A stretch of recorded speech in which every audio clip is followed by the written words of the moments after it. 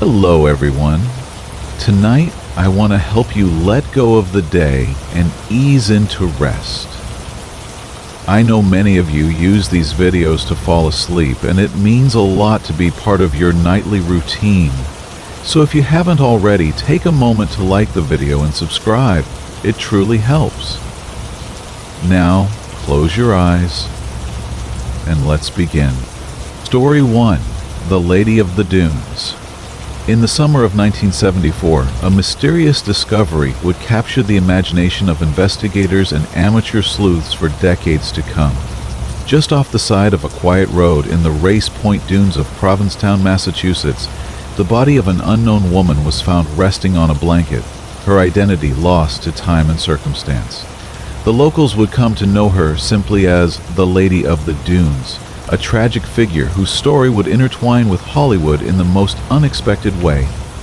The scene was both haunting and puzzling. She lay face down, nearly decapitated, her head barely connected to her body by the thinnest threads of flesh and sinew. One side of her skull bore the unmistakable marks of violence, crushed by what investigators believed to be a heavy tool wielded with deadly intent. Yet despite the brutality of her death, there was something almost tender about the scene. A blue bandana and a pair of well-worn Wrangler jeans had been carefully placed beneath her nearly severed head, creating an improvised pillow in this desolate place. The killer had been methodical in his efforts to conceal both his identity and that of his victim. Her hands had been removed entirely, taking with them any hope of fingerprint identification. Several of her teeth were missing, extracted with surgical precision to prevent dental records from revealing her name. There were no signs of a struggle in the surrounding sand, suggesting she had either known her attacker intimately or had been sleeping peacefully when death came for her. 2 sets of footprints led investigators to her body, while tire tracks discovered 50 yards from the scene painted a picture of careful planning rather than random violence. The isolated location, surrounded by rolling dunes and scrub grass, had kept her hidden from view for approximately 2 weeks before a passerby made the grim discovery. During that time, the harsh summer sun and relentless insect activity had begun their natural work, making identification even more challenging. Despite extensive efforts by local and federal authorities, nobody came forward to claim her or provide information about her disappearance. She was buried in an unmarked grave after the case went cold, becoming one of Massachusetts' most enduring mysteries. But death would not be the end of her story, merely the beginning of a decades-long journey toward the truth. Years passed and forensic technology advanced dramatically. In 1980, 2000, and again 2013, her body was exhumed from its resting place as investigators applied new scientific methods to the old mystery. DNA analysis, improved dental reconstruction techniques, and advanced facial modeling all promised to shed light on her identity. Each time, however, the Earth yielded its secrets reluctantly and she remained nameless. Experts estimated her age at somewhere between 20 and 49 years old, a frustratingly wide range that reflected the decomposition she had endured. Using the latest forensic reconstruction techniques, artists created detailed images showing what she might have looked like in life. These haunting portraits depicted a young woman with delicate features and an almost ethereal beauty, making her anonymous death seem all the more tragic. The breakthrough that would capture public imagination came from the most unlikely of sources, the 1975 blockbuster film Jaws. While reviewing footage from the movie, which had been filmed in Massachusetts waters during the summer of 1974, investigators noticed something extraordinary in a crowd scene. As the 4th of July tourists arrived in the fictional town of Amity, the camera captured dozens of extras milling about in the background. One particular extra caught their attention immediately. A young woman wearing a blue bandana and what appeared to be Wrangler jeans moved through the crowd with an easy, natural grace. More striking still, her facial features bore an uncanny resemblance to the forensic reconstructions of the Lady of the Dunes. The clothing was identical, the timing was perfect, and the location was just 100 miles from where the body had been discovered. The possibility that this anonymous extra might be the murder victim, captured on film just days or weeks before her death, sent shivers through the investigation team. Here was a woman, alive and moving, immortalized forever in one of cinema's most famous films, yet destined to die alone and nameless in the Massachusetts dunes. The lead investigator assigned to the case took a special interest in this cinematic clue, recognizing that it might represent their best hope for identification after 4 decades of frustration. Film records from the Jaws production revealed that many extras were hired locally, often on short notice and with minimal documentation. The casting process was relatively informal, with people simply showing up and being assigned roles based on their appearance and availability. This meant that many extras were never formally identified or credited, making it nearly impossible to track down specific individuals from the footage. Yet the investigation pressed forward with renewed energy. The timing aligned perfectly with the estimated date of death, and the victim's apparent age matched that of the extra in the film. Most compelling of all were the clothes and the facial similarity, which seemed too coincidental to dismiss. Frame-by-frame analysis of the scene revealed additional details about the mysterious extra, including her height, build, and manner of movement, all of which were compared against what was known about the Lady of the Dunes. As word of this potential connection spread, amateur investigators and film enthusiasts joined the search for answers. Online forums buzzed with theories and analysis, while true crime podcasts devoted entire episodes to examining the evidence. Some skeptics argued that the similarities were merely coincidental, pointing out that blue bandanas and Wrangler jeans were common attire in the 1970s. Others, however, found the connection too compelling to ignore. The mystery remains unsolved to this day, though the investigation continues with the dedication of both professional law enforcement and citizen detectives. Advanced DNA techniques offer new hope for identification, while the film connection has brought fresh attention to a case that might otherwise have faded into obscurity. Whether or not the extra in Jaws is indeed the Lady of the Dunes, her story serves as a haunting reminder of the nameless victims whose stories wait patiently to be told, sometimes hiding in plain sight in the most unexpected places. Story 2. The Missing Time on a Dark Road. The invitation to my friend's bachelor party should have been the highlight of my week, a chance to celebrate before he tied the knot and settled into married life. I had been looking forward to the evening for weeks, planning to meet the group at our usual bar after finishing my shift at work. The only obstacle was the lonely stretch of road I would need to traverse to get there, a desolate path that cut through empty fields and dense forest, rarely traveled after dark. As 8 o'clock approached, and my workday finally ended, I gathered my jacket and sent a quick text to let my friend know I would be arriving in 20 minutes. The sun had already set completely, leaving the countryside shrouded in an unusually thick darkness that seemed to swallow my phone's flashlight beam. This particular road had always made me uncomfortable during night hours, with its long stretches of nothingness broken only by the occasional passing car, whose headlights would briefly illuminate the path ahead before disappearing into the distance. About 5 minutes into my journey, something in the distance caught my peripheral vision. Far across the open field to my left, perhaps 200 meters away, a solitary figure was moving slowly but deliberately toward the road.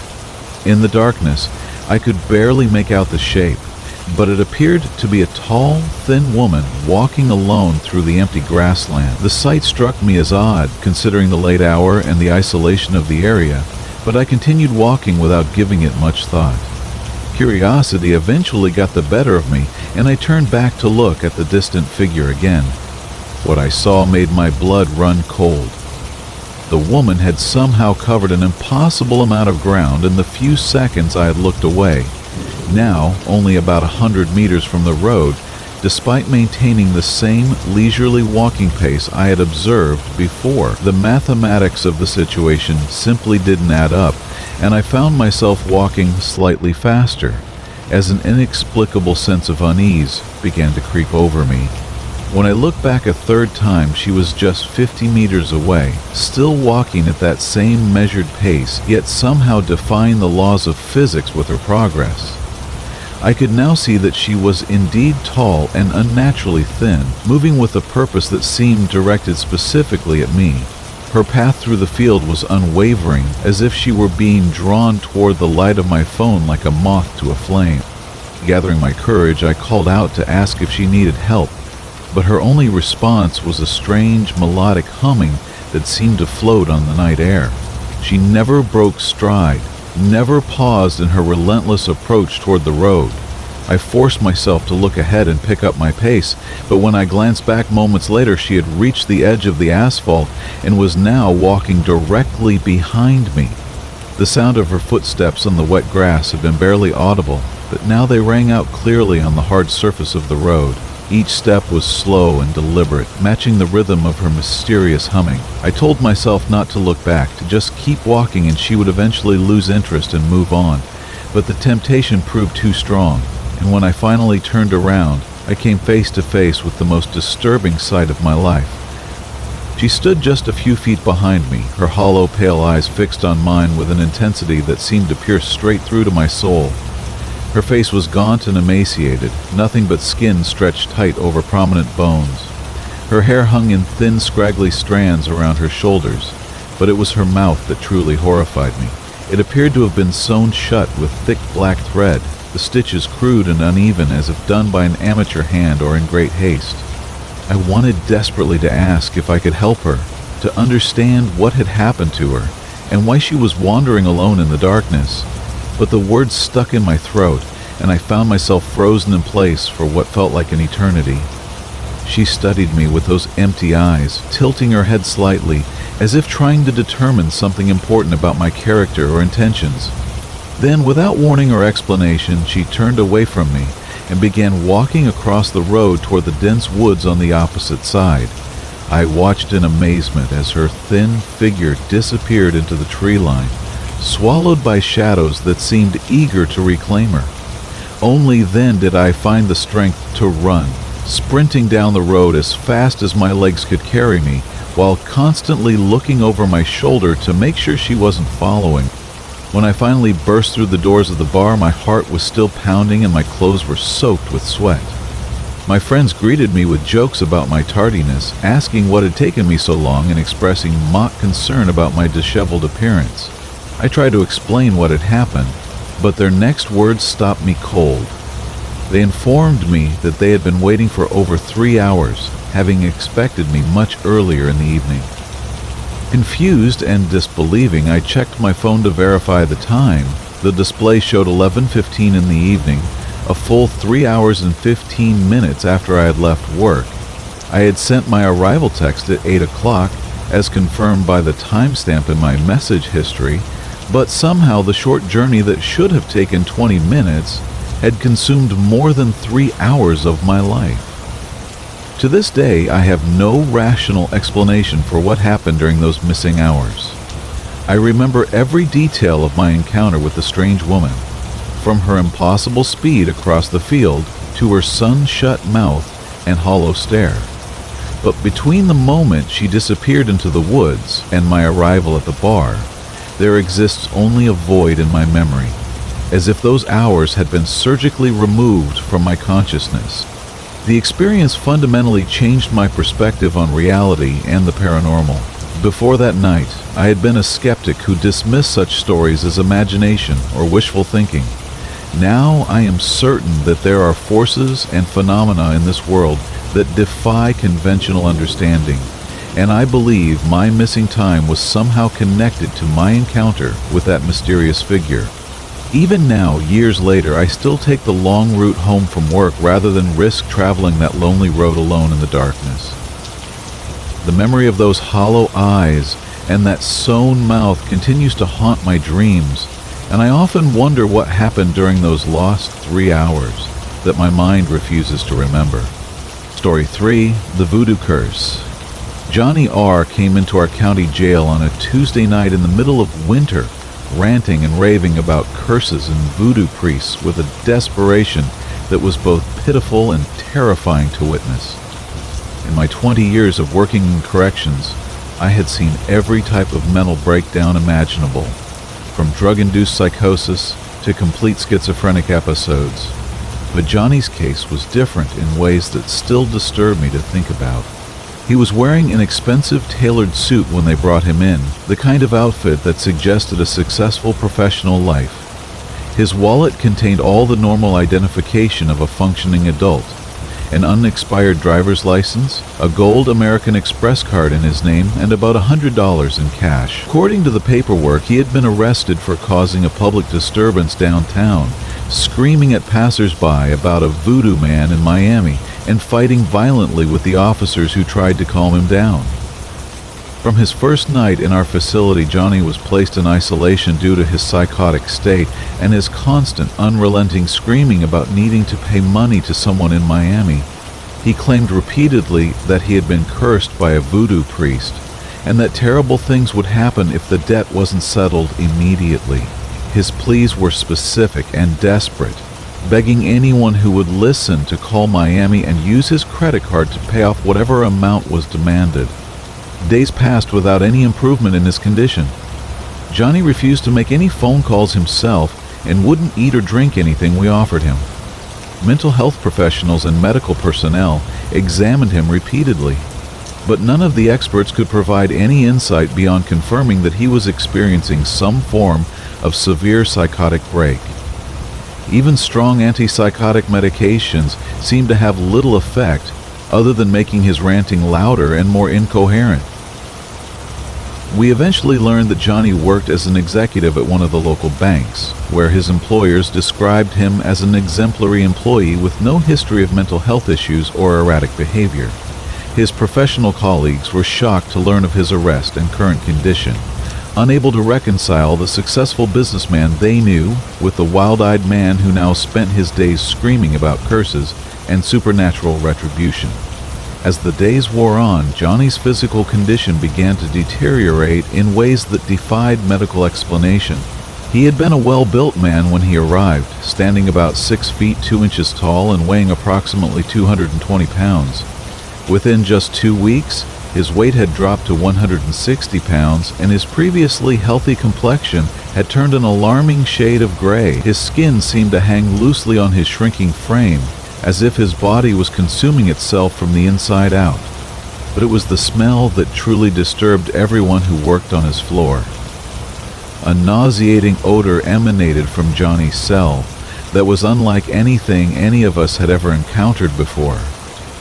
It wasn't quite the smell of decay or gangrene, though it contained elements of both. It wasn't exactly the scent of vomit or human waste, though those notes were present as well. Instead, it was a rolling, complex funk that seemed to travel extensively throughout the building, carrying with it a strange edge of spiciness that reminded me inexplicably of hot sauce.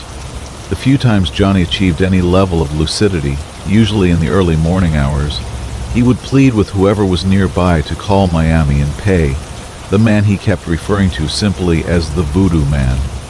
He claimed that the phone number was in his wallet, though we had searched through his belongings multiple times without finding any such contact information. During these brief moments of clarity, you could see glimpses of the intelligent, rational person he had been before whatever had happened to him in Miami. On a Saturday morning during his 3rd week with us, our watch commander received an unexpected phone call from a woman with a thick Haitian accent who claimed to be Johnny's mother. She was excited and relieved to have finally tracked him down, explaining that the family had been searching for him desperately since his vacation to Miami had ended without his return home. Most importantly, she announced that she had paid the voodoo man and that Johnny would be okay now. The mother explained that Johnny had gone to Miami to reconnect with his Haitian heritage, something he had never shown much interest in during his childhood in Florida. While there, he had attended a traditional voodoo ceremony, hoping to gain a deeper understanding of his cultural roots. However, the experience had frightened him, and when he tried to leave before the ceremony was complete, the voodoo priest had become angry and placed a curse on him. According to his mother, the curse was specific and terrifying. Johnny would become a zombie, a living dead person, if a particular sum of money wasn't paid by a specified deadline. Johnny had initially laughed off the threat, dismissing it as superstition and ignoring the worried warnings of his family members who took such things much more seriously. He had returned to his job and his normal life, confident that nothing would come of the old man's words. But when the deadline passed without payment, Johnny's transformation had begun exactly as the voodoo priest had predicted. The descent into madness and physical deterioration had started immediately, leading to his arrest and subsequent detention in our facility. His mother had spent the intervening weeks desperately trying to locate both Johnny and the voodoo priest, finally managing to arrange payment, just as Johnny's condition seemed to be reaching its worst point. We worked with the judge and the arresting officers to arrange for the charges to be dropped, allowing the family to take Johnny home immediately. When I went to his isolation cell to give him the good news, I was shocked by what I found. The terrible smell that had plagued our entire floor for weeks was completely gone, as if it had never existed. Johnny's healthy color had returned, and though he was still thin from his ordeal, he was sitting up on his bunk eating lunch with apparent enjoyment. Most remarkably, he was completely lucid for the first time since his arrival. He was delighted to hear that his family was coming to retrieve him, and he told me with complete confidence that he had known they were on their way because he could sense that the debt had been paid. His transformation was so complete and so sudden that it defied every medical explanation our staff could provide. On Sunday, Johnny's entire extended family arrived at the jail, dressed in their finest church clothes to collect him. His mother was a delightful lady, wearing a beautiful yellow-skirted suit and an elaborate feathered hat that spoke of both dignity and deep faith. As Johnny walked out in his wrinkled suit, held up by a rope belt due to his dramatic weight loss, his mother thanked me sincerely for helping her son through his ordeal. Just before they left, she turned to me with a serious expression and spoke words that I will never forget. "You have to pay the voodoo man. He should have known that." Her tone was matter-of-fact, as if she were explaining a fundamental truth about the way the world operates, something so obvious that it hardly needed to be stated.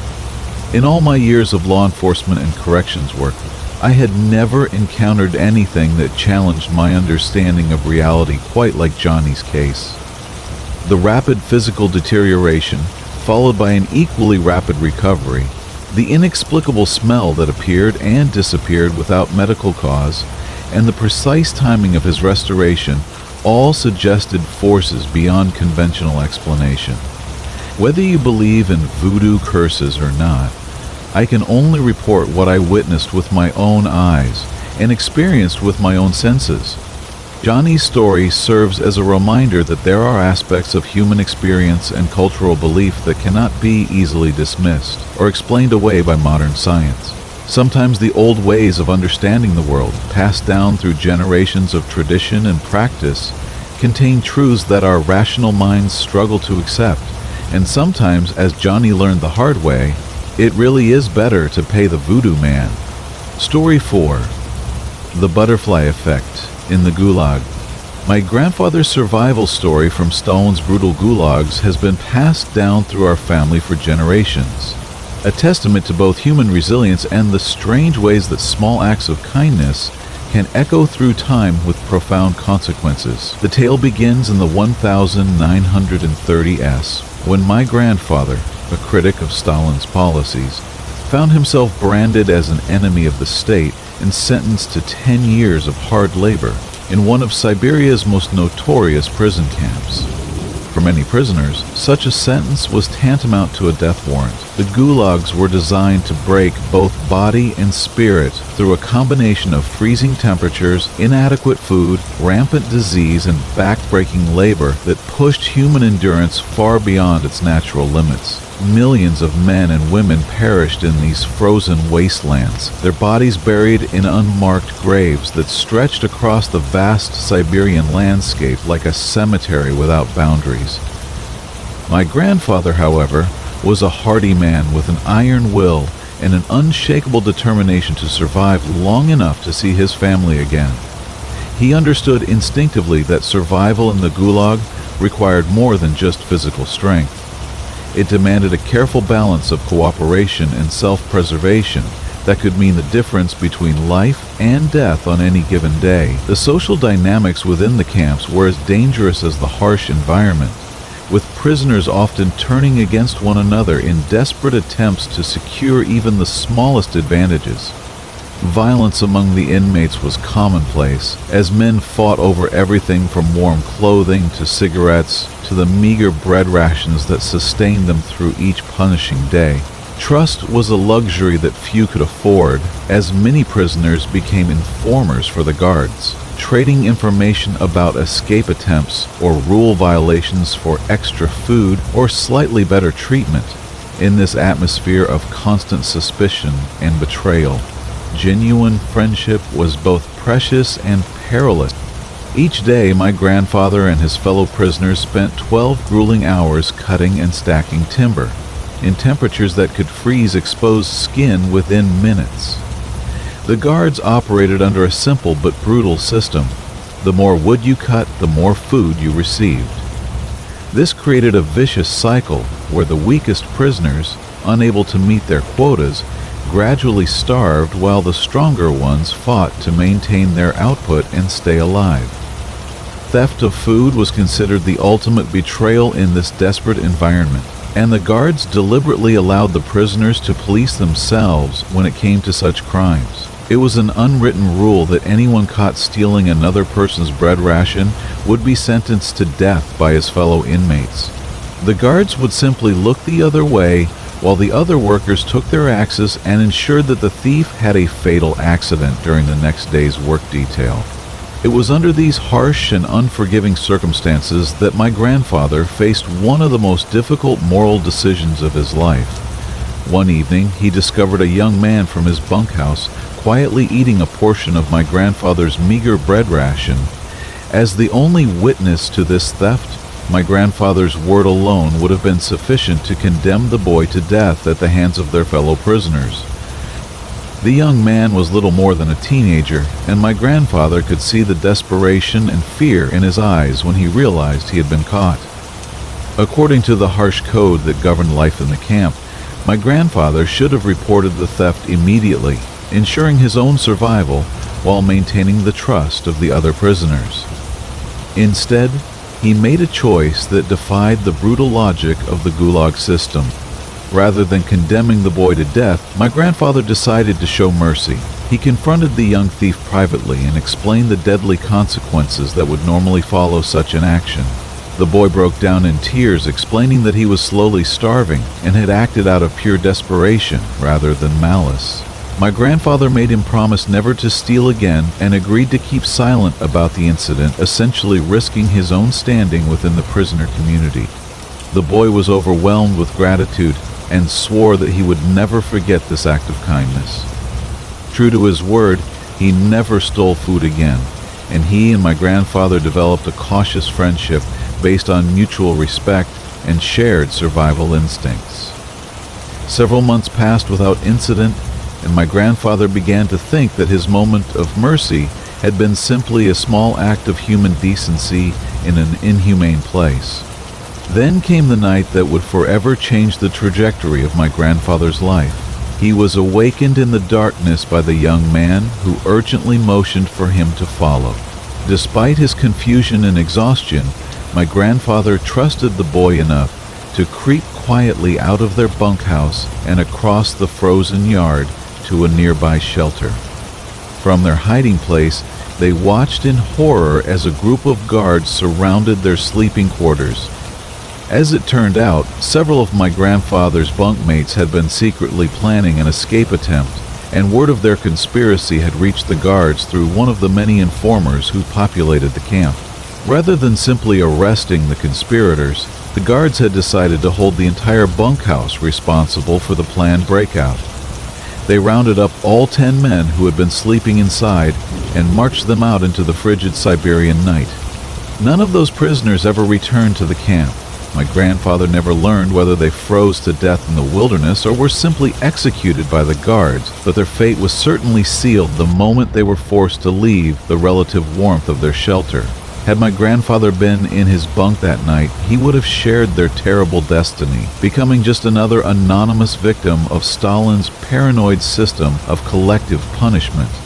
The young man's intervention had not been accidental or coincidental. Through his connections with some of the guards, cultivated in his own desperate attempts to survive, he had learned about the planned raid in advance. When the guards warned him to stay away from the bunkhouse at a specific time, he understood immediately what was about to happen. Remembering my grandfather's earlier act of mercy, he decided to repay his debt by saving the life of the man who had once saved his. This chain of events, triggered by my grandfather's moment of compassion months earlier, illustrates the profound and often unpredictable ways that our actions can ripple through time. If my grandfather had followed the brutal logic of the camp and reported the boy for stealing bread, he would have been sleeping safely in his bunk when the guards came for the escaped conspirators. Instead, his choice to show mercy to a desperate young man created a bond that would ultimately save his life. My grandfather survived his full 10-year sentence and eventually returned to his family, carrying with him not only the physical and emotional scars of his ordeal, but also a deep understanding of how individual acts of kindness and cruelty can echo through time in ways we rarely anticipate. His decision to spare that young man's life created a butterfly effect that preserved our family line and allowed future generations to hear this remarkable story. The lesson of my grandfather's experience extends far beyond the specific horrors of the Soviet Gulag system. It speaks to the fundamental interconnectedness of human experience and the responsibility we all bear for the welfare of those around us. In a world that often seems to reward selfishness and cruelty, my grandfather's story reminds us that mercy and compassion can have consequences that extend far beyond our ability to predict or control. Whether we choose to call it karma, divine providence, or simply the butterfly effect, the truth remains that our smallest actions can have the most profound consequences. My grandfather's moment of mercy in the frozen wastelands of Siberia ultimately ensured not only his own survival, but the existence of every member of our family who came after him. It is a humbling reminder that we never truly know the full impact of our choices, and that sometimes the most important decision we make is simply to treat another human being with kindness when cruelty would be easier. Story 5. The Underwater Welder's Final Descent. The world of underwater welding in the 1990s was a realm where death lurked in every shadow and behind every valve, where the promise of extraordinary financial reward came balanced against mortality rates that would make war zones seem safe by comparison. For nearly a decade, I lived and worked in this dangerous underwater world, repairing pipelines on the ocean floor, maintaining oil rigs in turbulent seas, and performing the kind of high-stakes construction work that most people never even know exists. The job attracted a particular type of person, those willing to risk everything for the chance to earn more in a few years than most people make in a lifetime. We were modern-day cowboys, descending into the crushing depths of the ocean with nothing but our skills, our equipment, and our faith in the engineering that kept us alive. The pay was indeed amazing, but everyone in the industry understood exactly why employers were willing to offer such generous compensation. Underwater welding carries approximately 40 times the mortality rate of typical occupations, a statistic that we all knew by heart, but rarely discussed in polite company. When you're working beneath hundreds of feet of water, welding steel in complete darkness, while managing complex life support systems, there are countless ways for things to go catastrophically wrong. Decompression sickness could cripple you for life, electrical failures could kill you instantly, and drowning was always just one equipment malfunction away. But of all the dangers we faced in our daily work, none was more feared or less predictable than the phenomenon known as delta P, or differential pressure. This invisible killer occurs when two bodies of water have dramatically different pressure levels, creating a powerful suction force that can appear without warning and disappear just as quickly. What makes Delta P so terrifying is that it provides no sensory warning. You cannot see it, hear it, or feel it until it has already grabbed hold of you. The physics behind Delta P are simple but deadly. When water under high pressure finds an opening to an area of lower pressure, it rushes through that opening with tremendous force, carrying with it anything that happens to be in its path. For a diver working near valves, pipes, or other openings, this means that Delta P can literally suck them into spaces far too small for a human body to survive. The infamous Byford Dolphin incident, where a diver was pulled through an opening no larger than a dinner plate, remains the most horrific example of what Delta P can do to the human body. On the day that would end my career in underwater welding, I was working in the Gulf of Mexico on what should have been a routine pipeline maintenance job. The company had assigned me to work with a newcomer to the field, a recent addition to our team who was eager to gain experience in commercial diving. I had mixed feelings about being paired with someone so inexperienced, but the company insisted that all new divers needed to learn from seasoned professionals. During our pre-dive conversation, I learned about the unusual path that had brought my partner into this dangerous profession. He had originally been a business student at university, planning a conventional career in corporate management or finance. However, a single wrong answer on a crucial exam had derailed those plans completely. Faced with a 50-50 question and uncertain of the correct response, he had flipped a coin to make his decision. The coin had betrayed him, leading him to choose the wrong answer and fail the exam by a single point. This narrow failure had resulted in his dismissal from the business program, effectively ending his academic career and forcing him to consider alternative paths. With recreational diving experience from his youth, but no other marketable skills, he had decided to pursue the lucrative but dangerous world of commercial underwater welding. As we descended to the worksite, I couldn't help but reflect on how a simple coin flip had led this young man to be hundreds of feet underwater, preparing to clear a blockage in a high-pressure pipeline system. The irony was not lost on me that chance had played such a significant role in bringing him to a profession where chance could kill him in an instant. The work began according to our established procedures, with the newcomer taking point on clearing the obstruction, while I maintained overwatch and monitored our safety systems. Everything seemed to be progressing normally, until the moment he successfully removed the blockage. What happened next would haunt me for the rest of my life and ultimately drive me from the profession I had practiced for nearly a decade. Without warning, a massive surge of Delta P took hold of my diving partner with the force of a giant invisible hand. In the span of seconds, he was pulled completely inside the pipeline, disappearing from view as if he had simply ceased to exist. The speed and violence of the event was shocking even to someone who had witnessed industrial accidents before. One moment he was working beside me in the open water, and the next moment he was gone, swallowed by the very system we had come to repair. Our surface support team immediately began emergency procedures to shut off the valves and equalize the pressure throughout the system, but we all knew that their efforts were already too late. The forces involved in Delta P incidents are so extreme that survival is virtually impossible once the suction takes hold. I was sent into the pipeline to retrieve what remained of my diving partner, a grim task that no amount of training or experience can truly prepare you for. The recovery operation confirmed our worst fears and provided a stark reminder of just how unforgiving the underwater environment can be. What I found in that pipeline was barely recognizable as human, a tragic testament to the awesome power of differential pressure and the fragility of human life in the face of such forces. The image of that retrieval would follow me for years afterward, appearing in dreams and quiet moments when my mind wandered back to that terrible day. Later, as I sat in the decompression chamber processing what had happened, I was struck by the cruel randomness of the entire situation. My diving partner had never intended to become an underwater welder. He had stumbled into the profession through a series of seemingly unrelated events that began with a coin toss in a university classroom. That same randomness had now cost him his life in the most violent way imaginable.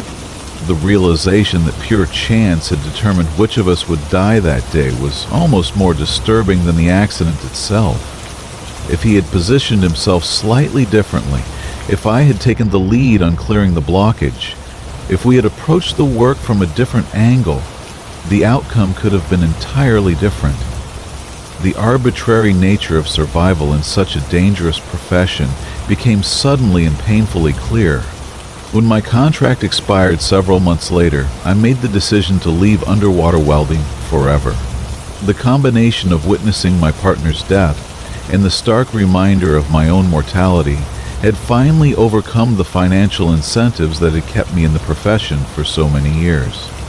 I had come too close to experiencing firsthand the kind of violent, random death that claimed far too many of my colleagues. The underwater welding industry continues to attract new workers despite its horrific safety record, drawn by the promise of exceptional pay and the challenge of working in one of the world's most extreme environments. Every diver in the field carries with them at least 10 stories of near-death experiences, each one a reminder of just how thin the line between life and death can be in the crushing depths of the ocean. For those considering entering this profession, I can only offer this advice. Think very carefully about whether any amount of money is worth the risk of becoming another statistic in Delta P's long list of victims. Story 6. The Anniversary Demon. Joe Martinez stood beside his wife Patty at her parents' 50th wedding anniversary celebration, surrounded by family members, old friends, and the warm glow of golden anniversary decorations that spoke to 5 decades of enduring love. The evening should have been perfect, a joyous milestone celebration filled with laughter, dancing, and the kind of heartfelt speeches that make such occasions memorable for years to come. But Joe carried with him a darkness that threatened to overshadow even the most precious family moments. For months, Joe had been battling a severe drug addiction that was slowly destroying everything he held dear. What had started as occasional recreational use had spiraled into a daily dependency that consumed his thoughts, drained his finances, and poisoned his relationships with the people who cared about him most. Patty had watched helplessly as the man she married disappeared behind the hollow eyes and erratic behavior of someone in the grip of a powerful addiction. Despite his struggles, Patty had stood by her husband with unwavering loyalty and hope.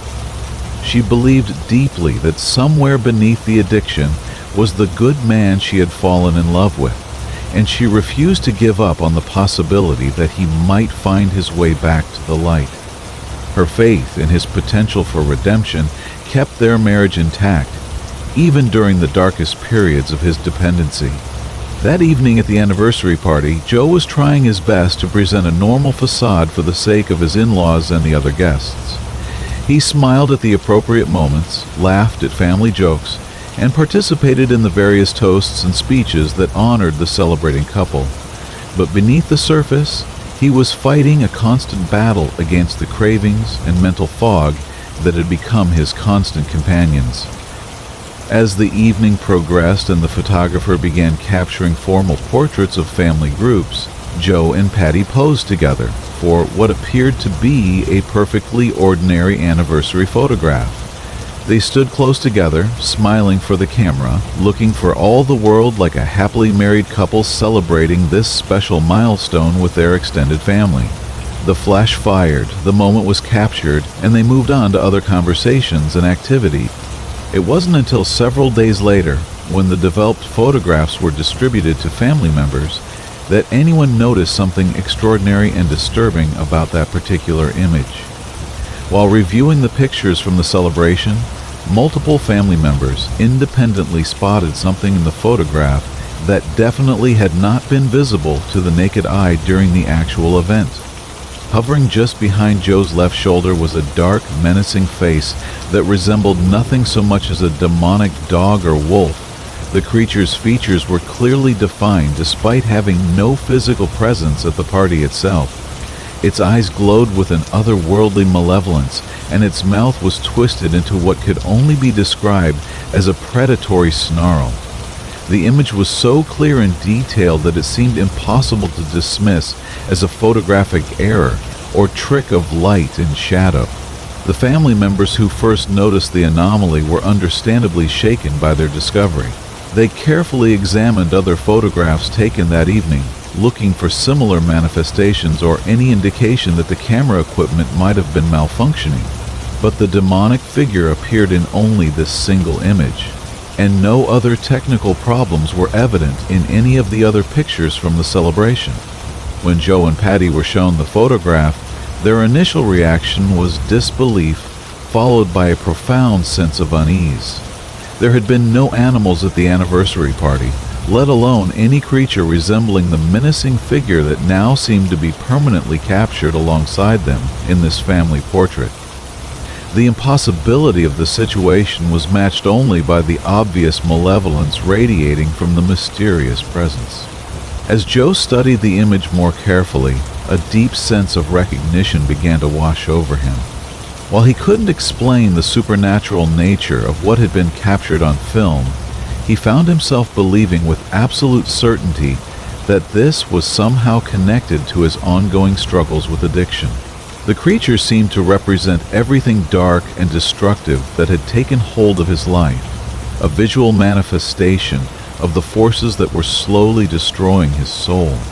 The timing of the photograph's appearance felt significant rather than coincidental. Joe had been reaching a crisis point in his addiction, a place where he was beginning to understand that he would either find a way to get clean or lose everything that mattered to him. The appearance of what he and Patty interpreted as a demon seemed to confirm that his battle was not merely against chemical dependency, but against something far more profound and spiritual. In the days following the discovery of the photograph, Joe found himself carrying the image with him wherever he went. Rather than being frightened by the demonic presence, he began to see it as a powerful reminder of what was at stake in his personal battle for redemption. The visual evidence of evil's presence in his life served as a constant motivation to resist the temptations that had been controlling his behavior for so long.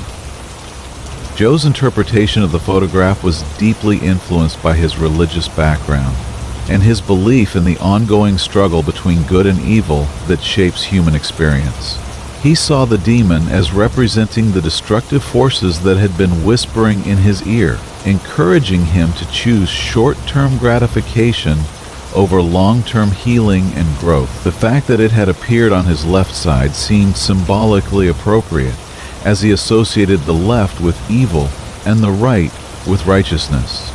With Patty's continued support and the photograph serving as a daily reminder of what he was fighting against, Joe began the difficult process of getting clean. He entered a rehabilitation program, attended counseling sessions, and slowly began to rebuild the relationships that his addiction had damaged. The road to recovery was long and difficult, filled with setbacks and moments of doubt, but the image of the demon provided a powerful visual anchor for his commitment to change. Years later, Joe still carries that photograph in his wallet as a reminder of how close he came to losing everything that mattered to him. He shows it to other people struggling with addiction, explaining his belief that the battle against dependency is fundamentally a spiritual one that requires recognizing the evil forces that seek to destroy human potential. Whether others share his interpretation of the supernatural elements or not, they cannot deny the power that the image holds for him personally. The photograph has become a family legend, passed down through multiple generations as evidence of both the reality of evil and the possibility of redemption. Some family members remain skeptical about the supernatural nature of the image, preferring to focus on Joe's successful recovery rather than the mysterious circumstances that helped motivate it. Others see it as clear proof that spiritual forces beyond human understanding continue to influence our daily lives in ways we rarely recognize. For Joe and Patty, the photograph represents a turning point in their marriage and their understanding of the challenges they were facing together. It marked the moment when Joe's addiction shifted from being a private shame to a recognized enemy that could be fought and defeated through faith, determination, and the support of people who refused to give up on him. The demon that had once threatened to destroy their relationship ultimately became the catalyst for its renewal and strengthening. The anniversary celebration that should have been remembered only for marking 50 years of marriage between Joe's in-laws instead became the night when supernatural forces revealed themselves through the lens of an ordinary camera. Whether the demonic presence was real or symbolic, its impact on Joe's life was undeniably positive, providing the shock and motivation he needed to begin the journey back from the brink of complete destruction. Story 7. The Vanishing Hitchhiker's Sleeping Bag. The story came to me from a fellow traveler I met during my own backpacking adventures through Australia, one of those chance encounters that occur frequently when young people are exploring the world with nothing but a rucksack and an appetite for adventure. He had been traveling with two close friends, hitchhiking their way across the vast Australian continent in the time-honored tradition of budget-conscious wanderers who depend on the kindness of strangers to carry them from one destination to the next. During one particularly long stretch of travel through some of Australia's more remote regions, one of his companions mentioned that they were relatively close to a property owned by a distant uncle whom he had never actually met in person. The young man had obtained the uncle's phone number through family connections back home, and after a brief conversation explaining their situation, the uncle graciously offered to provide them with a place to stay for a few days while they rested and resupplied for the next leg of their journey. The uncle arrived in town as promised, driving an older but well-maintained vehicle that could handle the rough roads leading to his rural property. He appeared to be exactly what they had expected, a friendly, cheerful middle-aged man who seemed genuinely pleased to meet his nephew and offer hospitality to a group of young travelers who were far from home. The conversation during the drive to his property was pleasant and ordinary, covering topics like family news, travel experiences, and life in the Australian bush. When they arrived at the uncle's property, which was located deep in the bush and far from any neighbors or main roads, he led them to a storage closet that was completely filled with sleeping bags, bedrolls, camping equipment, and other gear that appeared to have been accumulated over many years.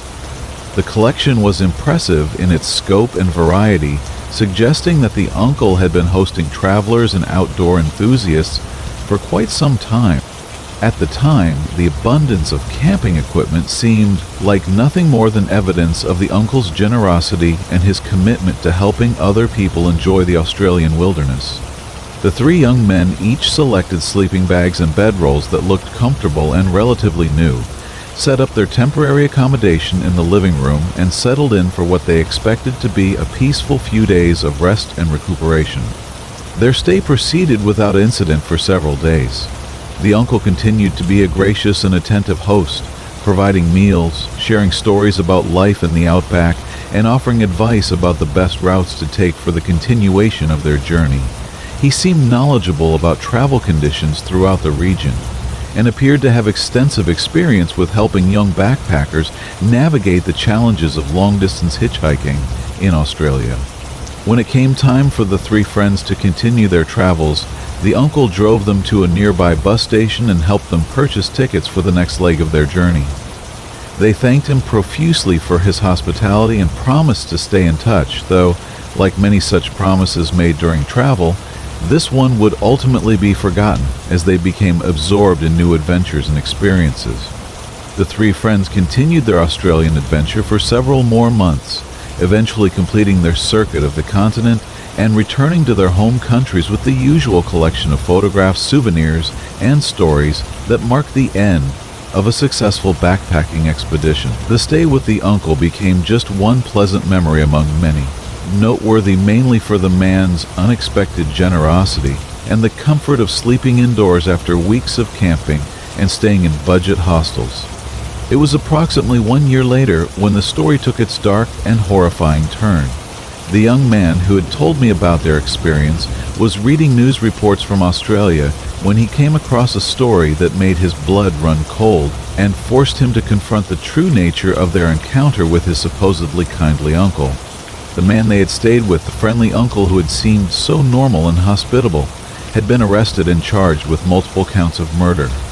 According to the police reports and court documents, he had been systematically targeting young hitchhiking backpackers over a period of several years, luring them to his isolated property with offers of food and shelter, then killing them and disposing of their bodies in the vast wilderness that surrounded his home.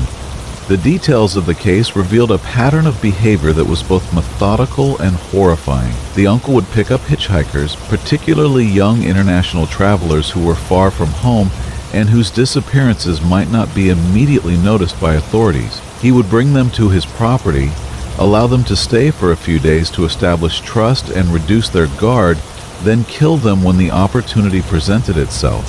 The closet full of sleeping bags and camping equipment that had seemed like evidence of the uncle's generosity to outdoor enthusiasts took on a completely different and sinister meaning in light of these revelations. Rather than being supplies purchased to help travelers, these items were actually the possessions of previous victims, collected as grisly trophies and stored for use by future targets who would never live to reclaim them.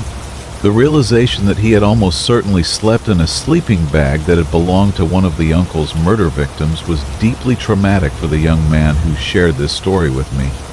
The knowledge that he and his friends had unknowingly surrounded themselves with the personal belongings of dead people, items that represented the final moments of other young travelers who had trusted the wrong person, was almost too disturbing to process.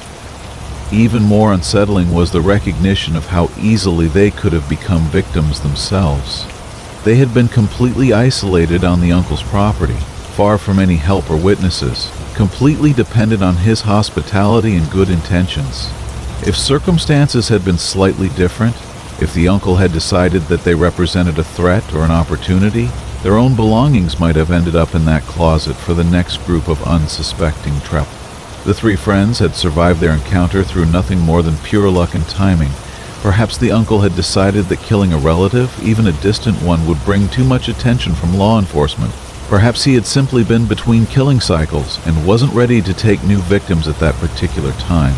Or perhaps something about their group dynamic or behavior had made them seem like poor targets for his predatory activities. Whatever the reason for their survival, the knowledge that they had been so close to death without ever realizing it fundamentally changed how the young man thought about trust, travel, and the inherent risks of depending on strangers in foreign countries. The uncle's friendly demeanor and apparent normalcy served as a chilling reminder that evil often wears the most ordinary faces and presents itself through acts of apparent kindness. The story serves as a sobering reminder for anyone who travels independently, particularly young people who may be more trusting and less aware of potential dangers. While the vast majority of people who offer help to travelers are genuinely kind and well-intentioned, the existence of predators like the uncle means that caution and situational awareness must always be maintained, even in situations that seem completely safe and normal. For the three friends who survived this encounter, the experience became a defining moment that would influence their approach to travel and risk assessment for the rest of their lives. They had learned firsthand that the line between safety and danger can be impossibly thin, and that sometimes survival depends on factors completely beyond our control or understanding. The sleeping bag that had provided comfort during their stay would forever represent how close they had come to joining the ranks of the uncle's victims, their own story becoming another cautionary tale passed down among travelers. Story 8. The Blood Goddess of Mexico. In the impoverished village of Yerba Buena, Mexico, during the summer of 1963, two small-time criminals named Santos and Cayetano Hernandez conceived what they believed to be the perfect get-rich-quick scheme. The brothers were desperate men living on the margins of society, constantly searching for opportunities to escape their grinding poverty through whatever means necessary, regardless of legality or morality. Their latest plan was so audacious and ridiculous that it seemed destined to fail from the very beginning. The scheme involved traveling to one of Mexico's most isolated and uneducated rural communities, where they planned to convince the local inhabitants that they were actually ancient Inca prophets, representatives of powerful and forbidden gods who had returned to Earth with important messages for the faithful. In exchange for worship and tribute from the villagers, they promised to reveal the locations of valuable treasures hidden in the surrounding mountains by their divine ancestors. The plan's success depended entirely on the villagers' lack of education and their susceptibility to religious manipulation. The brothers counted on the fact that the isolated community would have little knowledge of actual Inca history or the geographical inconsistencies in their story. The fact that the Inca civilization had been centered in Peru rather than Mexico seemed like a minor detail that uneducated peasants would be unlikely to question or investigate. Against all reasonable expectations, the brothers' ridiculous scheme actually worked. When they arrived in Yerba Buena dressed in makeshift ceremonial clothing and speaking with the authority of divine messengers, the desperate villagers eagerly embraced their message of hidden treasures and supernatural salvation. The promise of wealth and divine favor proved irresistible to people who had known nothing but hardship and poverty throughout their entire lives. The Hernandez brothers had effectively created their own religious cult, with themselves as the supreme authorities and the villagers as their devoted followers. They established a hierarchy within the community that placed them at the top as high priests and prophets, while the ordinary villagers were expected to serve their every need and desire. Many of the younger and more attractive villages were forced into sexual slavery, serving the brothers' physical desires while being told that such service was a form of religious devotion. For several months, the arrangement worked exactly as the brothers had planned. They lived like kings in the impoverished village, enjoying unlimited power over their followers while accumulating tribute in the form of money, food, and sexual favors. The villagers worked tirelessly to support their supposed prophets, believing that their sacrifice and devotion would eventually be rewarded with the promised mountain treasures. However, as time passed without any actual treasure being revealed, the villagers began to grow restless and impatient. They had given up their meager possessions and devoted their labor to supporting the brothers, but the promised rewards remained frustratingly elusive. The brothers realized that they needed to provide some new form of religious excitement to maintain their followers' faith and prevent questions about the missing treasures. Their solution was to recruit a third party who could serve as a divine figure even more impressive than themselves. They traveled to the nearby city of Monterrey, where they found Magdalena Solis, a local prostitute who was struggling to survive on the streets. They offered her the opportunity to escape her current circumstances by joining their religious operation as the reincarnation of an ancient Inca goddess. Magdalena's introduction to the village cult was carefully orchestrated to maximize its impact on the already convinced followers. Using smoke screens and other theatrical effects, the brothers presented her as a divine being who had descended from the heavens to bless their community with her presence. The villagers, already primed to believe in supernatural manifestations, eagerly accepted Magdalena as their goddess and began worshiping her with even greater fervor than they had shown the brothers. For Magdalena, who had spent her entire adult life at the bottom of Mexican society's social hierarchy, the experience of being worshipped as a divine being was intoxicating beyond anything she had ever imagined. After years of being treated as worthless and disposable, she suddenly found herself the center of a religious community that hung on her every word and competed for the privilege of serving her needs. What the Hernandez brothers had not anticipated was how seriously their new business partner would take her role as a goddess. Rather than simply playing the part for the financial benefits it provided, Magdalena began to genuinely believe in her own divine status and started making increasingly extreme demands of her followers. She became religiously fanatical in ways that far exceeded the brothers' original intentions. Magdalena's transformation from reluctant participant to true believer marked the beginning of the cult's descent into genuine horror.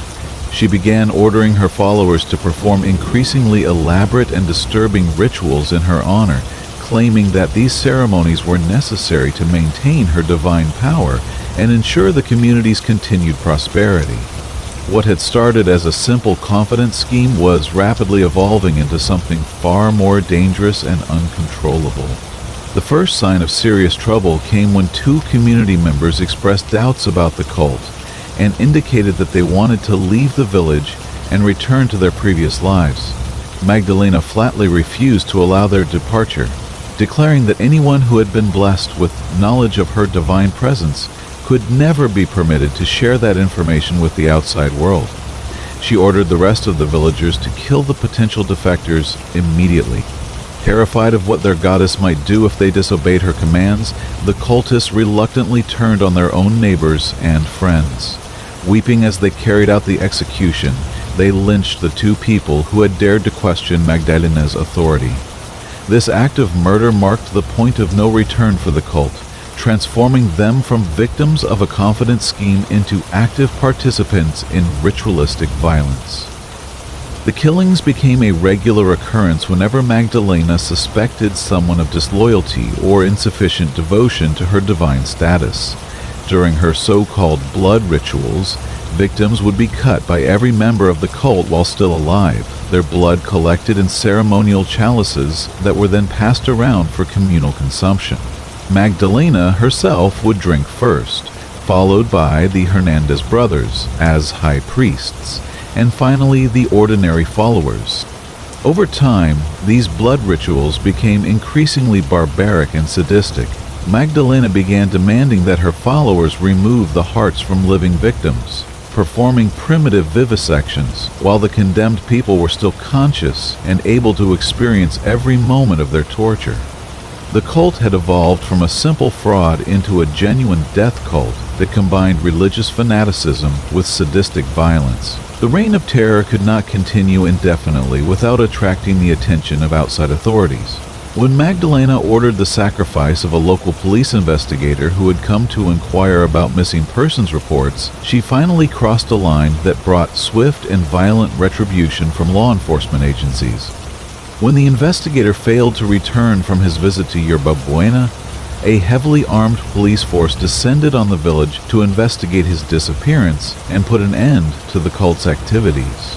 The confrontation was fierce and bloody, with cultists fighting desperately to protect their goddess and the police determined to rescue any surviving victims and arrest those responsible for the murders. In the chaos of the final battle, Santos Hernandez was shot and killed by police officers, while his brother Cayetano was assassinated by one of the cult members, who hoped to gain favor with Magdalena by eliminating one of the competing high priests. Many other villagers died in the crossfire between cultists and law enforcement, their lives ending violently after months of living under Magdalena's increasingly tyrannical rule. Those cult members who survived the shootout were captured and eventually sentenced to 30 years in prison for their participation in the ritual murders. Despite overwhelming evidence of Magdalena's role as the cult's leader and primary instigator of violence, none of the surviving followers would testify against their beloved goddess. Their continued devotion to her, even after witnessing her descent into murderous madness, demonstrated the powerful hold that charismatic leaders can maintain over their followers, even in the face of obvious evil. Magdalena herself was arrested and sentenced to 50 years in prison for her role as the blood goddess of Yerba Buena. Her transformation from desperate prostitute to murderous cult leader serves as a chilling reminder of how quickly power can corrupt and how easily ordinary people can be led into participating in extraordinary evil when convinced that they are serving a higher purpose. The story of Magdalena Solis and the blood cult of Yerba Buena illustrates the dangerous combination of desperation, charisma, and religious manipulation that can transform even the most humble communities into scenes of horrific violence. It serves as a warning about the seductive nature of absolute power and the responsibility that comes with influence over others, particularly those who are vulnerable due to poverty, ignorance, or social isolation. Story 9. The Mysterious Quote. There exists a peculiar phenomenon that has puzzled researchers and linguists for decades, a mystery that touches the very nature of human memory and collective consciousness. It involves a simple phrase that countless people around the world immediately recognize, can hear spoken in their minds with perfect clarity, and yet cannot identify its source, no matter how hard they try to remember where they first encountered it.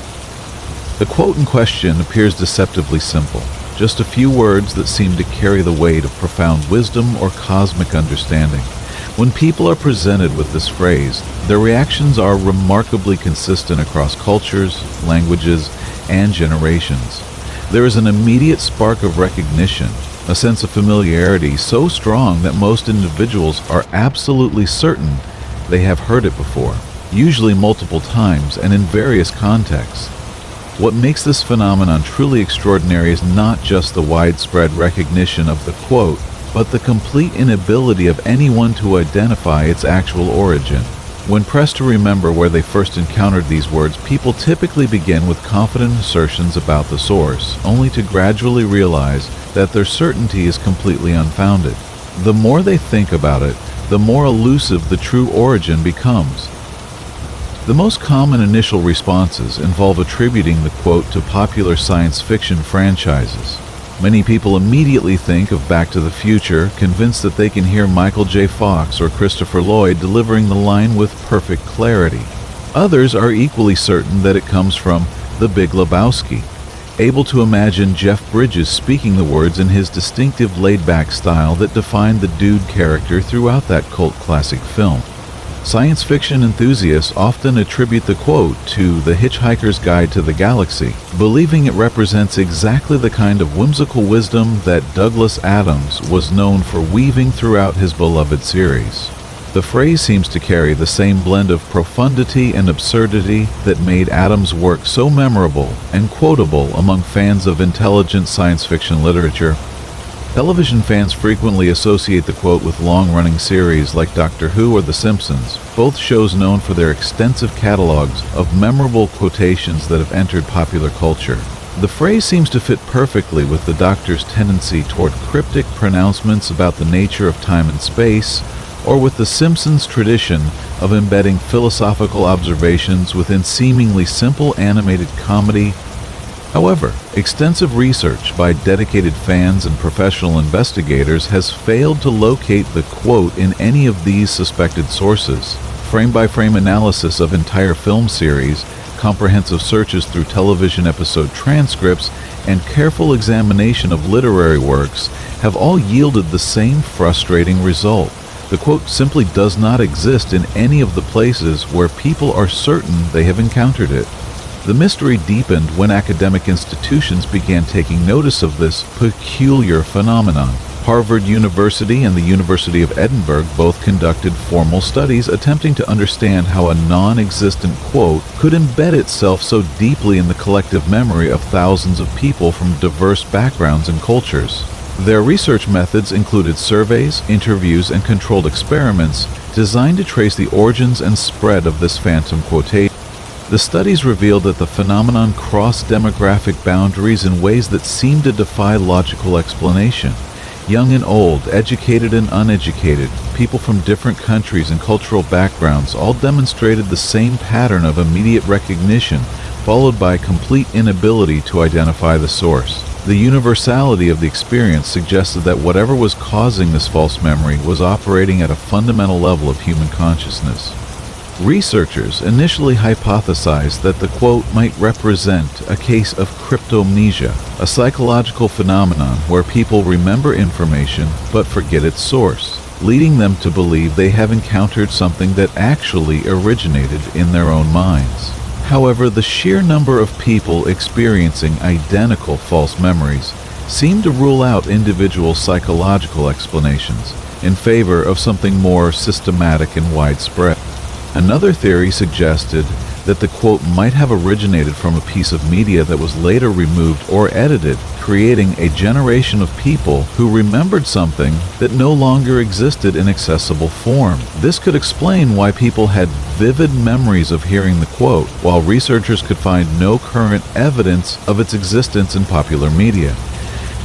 The investigation expanded to include examination of deleted scenes from popular movies, lost episodes of television shows, and early drafts of famous literary works that might have contained the mysterious phrase before being edited out of final versions. However, even these exhaustive searches through archived and abandoned material failed to yield any evidence of the quote's existence in any form. Some researchers began exploring the possibility that the phenomenon represented a form of mass false memory, similar to the Mandela effect but focused on a single specific piece of information, rather than historical events or product names. This theory suggested that the quote might have been unconsciously created by the collective imagination of popular culture consumers, emerging spontaneously from the shared linguistic and cultural references that shape modern communication. The phrase itself seemed to possess qualities that made it particularly susceptible to false memory formation. Its structure and content felt familiar because it echoed the patterns and themes found in countless works of science fiction, philosophy, and popular entertainment. People recognized it not because they had actually encountered it before, but because it perfectly matched their expectations of what such a quote should sound like. Or linguistic analysis revealed that the quote contained elements common to memorable phrases from various genres of entertainment and literature. Its rhythm, word choice, and conceptual content all aligned with patterns that human brains are predisposed to remember and repeat. In essence, it represented a kind of perfect false memory, so well crafted by accident that it felt more real than many actual quotations that people struggled to recall accurately. The mystery of the non-existent quote has become a subject of fascination for researchers studying memory, consciousness, and the ways that shared cultural experiences shape individual perception. It represents a unique case study in how human minds can collectively create memories of things that never actually existed, raising profound questions about the reliability of memory and the nature of shared cultural knowledge. Online communities dedicated to solving this mystery continue to search for the quote's origins, analyzing everything from obscure foreign films to advertising jingles, in hopes of finally identifying the source that has eluded so many for so long. Their efforts have created a kind of collaborative investigation that spans multiple continents and brings together people from diverse backgrounds united by their shared experience of remembering something that apparently never was. The phenomenon serves as a humbling reminder of how fallible human memory can be, even when we feel most certain about our recollections. It demonstrates that our sense of familiarity and recognition can be triggered by patterns and associations that exist entirely within our own minds, independent of any external source or actual previous experience. Whether the mystery of the phantom quote will ever be solved remains uncertain, but its existence has already provided valuable insights into the workings of human consciousness and the complex relationship between individual memory and collective culture. It stands as perhaps the most intriguing example of how our minds can create shared experiences of things that exist only in the realm of possibility, never having made the transition from imagination to reality. Story 10. The Stairway to Heaven Disappearance. The haiku stairs of Oahu, Hawaii, stretch like a ribbon of concrete and steel up the steep face of the Kūlau mountain range, rising nearly 4,000 steps into the misty heights where tropical clouds gather and dissipate with the rhythm of the trade winds. Known locally by the more poetic name Stairway to Heaven, this perilous trail was constructed in 1942 as part of a military communication installation designed to provide access to radio equipment positioned at strategic points along the mountain ridge. The stairs themselves represent a remarkable feat of engineering.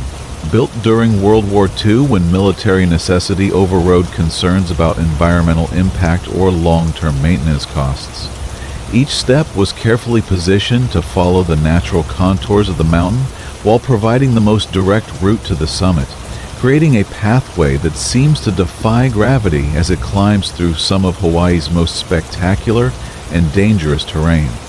For decades after the war ended, the haiku stairs remain officially closed to public access, their entrance blocked by barriers and warning signs that did little to deter the occasional thrill seeker drawn by the challenge of conquering one of Hawaii's most forbidden trails. The combination of spectacular views, genuine danger, and official prohibition created an irresistible attraction for adventurous souls, willing to risk legal consequences for the chance to experience something truly extraordinary.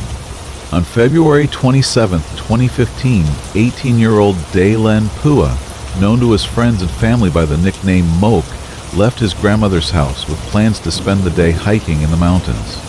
His grandmother, who had raised him and understood his adventurous nature, nonetheless felt compelled to warn him specifically about staying away from the stairway to heaven, having seen recent news reports about the dangers associated with the illegal trail.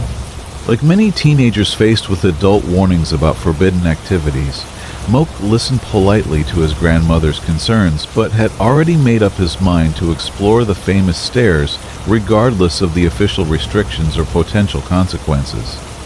The combination of spectacular views, physical challenge, and the thrill of doing something forbidden proved more compelling than any safety warnings or legal threats. At 11 o'clock that morning, Moke sent his grandmother a photograph that confirmed her worst fears and validated her warnings. The image clearly showed him standing on the haiku stairs, smiling confidently at the camera with a vast expanse of Oahu stretched out below him. His decision to disregard her advice and climb the forbidden trail was now documented and irreversible, though at that point it still seemed like nothing more than typical teenage rebellion. As Moke continued his ascent up the mountain, he maintained regular contact with his family through social media posts and text messages, documenting his progress with photographs that showed his gradual climb toward the summit. Each image captured both the breathtaking beauty of the Hawaiian landscape and the increasingly precarious nature of his position on the narrow stairway that seemed to hang suspended between earth and sky. The trail itself presented numerous challenges even for experienced hikers in good physical condition. The steps were often wet and slippery from the constant moisture that characterized Hawaii's mountainous regions, while sudden weather changes could create dangerous conditions with little warning. Many sections of the stairway lacked adequate handrails or safety barriers, requiring climbers to maintain perfect balance while navigating increasingly narrow and exposed portions of the trail. Despite these challenges, Moke appeared to be making steady progress toward his goal of reaching the summit. His messages to family members remained upbeat and confident, suggesting that he was enjoying the experience and felt capable of handling whatever difficulties the trail might present. There was no indication in his communications that he was experiencing any problems or concerns about his safety. Then, without warning or explanation, the steady stream of updates from Moke suddenly ceased.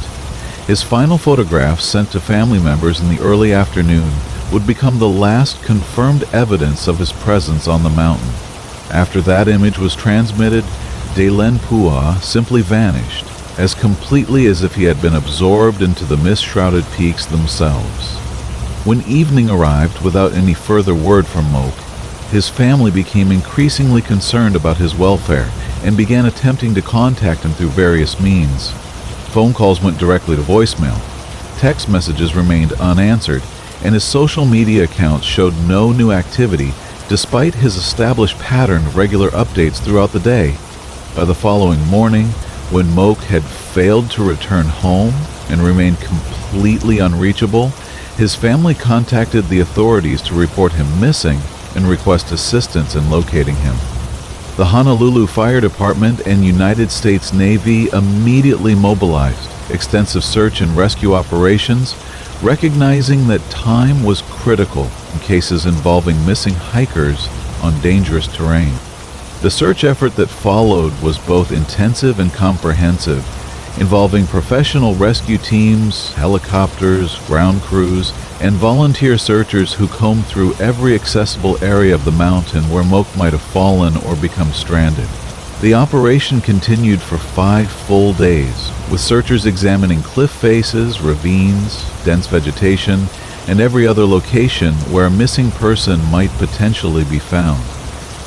Despite the thorough nature of the search and the extensive resources devoted to finding him, no trace of Moke was discovered during the official rescue operation.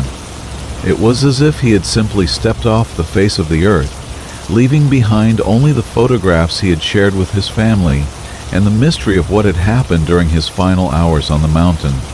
The initial assumption among both family members and rescue workers was that Moke had likely suffered an accidental fall from the narrow stairway, probably tumbling into one of the deep ravines or dense forest areas that surrounded the trail.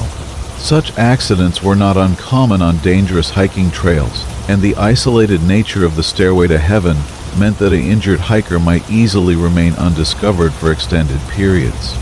However, careful analysis of Moke's final photograph revealed details that complicated the simple accident theory and introduced elements of mystery that continue to puzzle investigators to this day. When the image was examined closely, something unexpected and potentially significant was discovered, hidden among the vegetation in the background of the shot. Partially concealed by the dense tropical foliage that characterized the mountain environment, the shadowy figure of a crouching man could be clearly seen in the photograph. The person appeared to be deliberately hiding behind the bushes and trees, positioned in such a way that they would not be immediately noticeable to someone taking a casual photograph, but clearly visible to anyone who examined the image carefully. The discovery of this mysterious figure in Moke's final photograph raised immediate questions about whether the young man's disappearance might have involved foul play rather than a simple hiking accident. The fact that the person was concealed and apparently following Moke up the trail suggested a level of deliberate behavior that seemed inconsistent with innocent hiking activity. Investigators attempted to identify the mysterious figure through various means, including enhanced image analysis and appeals to the public for information about anyone who might have been on the trail that day. However, despite extensive efforts to track down this potential witness or suspect, the person's identity remained unknown, and they never came forward to provide information about what they might have seen. The presence of the hidden figure created several disturbing possibilities about what might have happened to Moke during his final hours on the mountain. Perhaps he had been followed by someone with criminal intentions, becoming the victim of robbery or assault in the isolated environment where no help was available. Alternatively, the mysterious person might have been an innocent hiker who witnessed Moke's accident but chose not to report it for fear of legal consequences related to being on the forbidden trail. More than 8 years have passed since Moke's disappearance, and the mystery remains unsolved, despite continued efforts by both professional investigators and volunteer searchers who occasionally comb the mountain looking for any trace of what happened to him. His body has never been recovered, no additional evidence has been discovered, and the identity of the figure in his final photograph remains unknown. For Moke's family, the lack of closure has been particularly difficult to bear. Without knowing what happened to him or where his remains might be located, they have been unable to properly grieve his loss or find the peace that comes with understanding the circumstances of a loved one's death. The mystery continues to haunt them, particularly the knowledge that somewhere on that mountain are answers that might never be discovered. The case serves as a sobering reminder of the real dangers associated with illegal hiking activities, particularly on trails like the Stairway to Heaven, where rescue operations are complicated by difficult terrain and official restrictions on access. While the thrill of conquering forbidden territory may seem appealing to adventurous young people, Moke's disappearance demonstrates that such activities can have consequences far more serious than legal penalties or family disapproval. Story 11. The Prison Guard's Tales.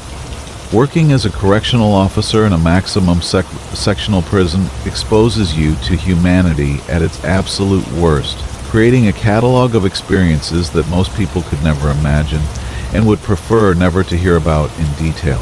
My former colleague, who spent decades working in such an environment, accumulated countless stories of violence, depravity, and institutional failure that would disturb anyone who still maintained faith in the basic goodness of human nature. One particular incident that he shared with me involved a lifer, a prisoner serving a sentence that would keep him incarcerated for the remainder of his natural life with no possibility of parole or early release. This individual had already demonstrated his capacity for extreme violence through the crime that had earned him his permanent residence in the prison system, but his behavior behind bars would prove even more disturbing than whatever had brought him there initially. The incident began when my colleague discovered that this lifer had killed his cellmate during the night, transforming their shared living space into a scene that resembled something from the most graphic horror films rather than a routine prison cell. However, the simple fact of the murder was only the beginning of what made this case so profoundly disturbing and memorable among the many violent incidents that occurred within the prison walls. Rather than simply killing his cellmate and leaving the body where it fell, the lifer had spent considerable time and effort creating an elaborate and grotesque display using his victim's blood. Every surface of the small cell had been methodically covered with blood, from the concrete floor to the walls to the ceiling overhead, creating a completely red environment that spoke to hours of deliberate and systematic work.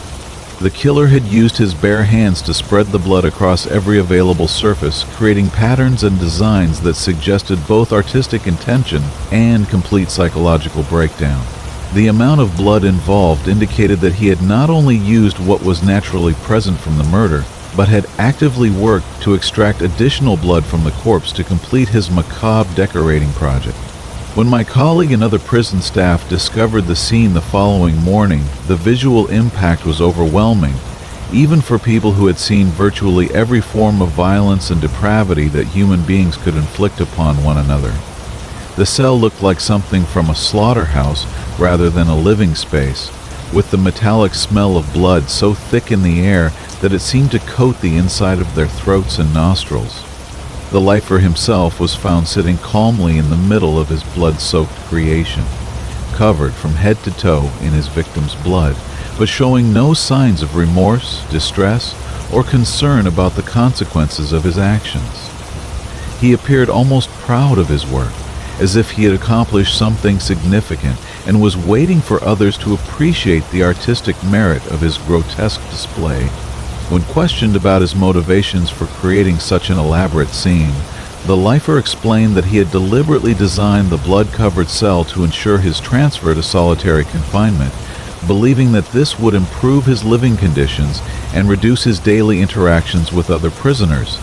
His calculation was based on the assumption that prison officials would be so disturbed by his actions that they would immediately isolate him from the general population. However, prison administrators refused to reward his violent behavior with the improved accommodations he desired, deciding instead to assign him a new cellmate as quickly as possible, to demonstrate that his actions would not result in the preferential treatment he was seeking. This decision reflected both practical concerns about prison overcrowding and philosophical beliefs about not allowing inmates to manipulate the system through extreme violence. My colleague was assigned the unpleasant task of introducing the killer's new cellmate to their shared living space, while the smell of blood still lingered in the air and dark stains remained visible on surfaces that had not been completely cleaned. This represented perhaps one of the most psychologically challenging assignments in a career filled with difficult and dangerous situations. The new cellmate was understandably terrified when he learned about what had happened in the cell just days earlier. But prison overcrowding meant that alternative accommodations were not available. He would be forced to sleep in the same small space where another man had been brutally murdered, and his blood used to create an artistic display of violence and insanity. As my colleague had anticipated, this new cellmate did not survive very long in his assigned accommodation. Within a matter of days, the lifer had claimed another victim, demonstrating that his previous actions had been motivated by something far more dangerous than simple desire for better living conditions. The pattern of violence indicated a level of predatory behavior that made him unsuitable for cohabitation with any other human being. Following the second murder, prison officials finally acknowledged that the lifer represented too great a risk to be housed with other inmates and arranged for his transfer to a different facility where he could be permanently isolated from potential victims. This decision came too late to save his second cellmate, but prevented what would almost certainly have been additional murders if the pattern had been allowed to continue. The incident highlighted several serious problems within the prison system, including overcrowding that forced officials to make dangerous housing decisions, inadequate mental health screening that failed to identify the most dangerous inmates, and institutional policies that sometimes prioritized administrative convenience over inmate safety and security. For my colleague, this case represented one of the most disturbing examples of how prison environments could amplify existing mental illness and violent tendencies, creating situations where already dangerous individuals became even more unpredictable and lethal. The lifer's actions demonstrated a level of calculated cruelty that went far beyond simple violence, incorporating elements of psychological torture and artistic expression that suggested a profound disconnect from normal human empathy. The experience of introducing innocent inmates to cells where horrific violence had recently occurred became one of the most psychologically challenging aspects of my colleague's job, requiring him to maintain professional composure while knowing that he might be delivering someone to their death.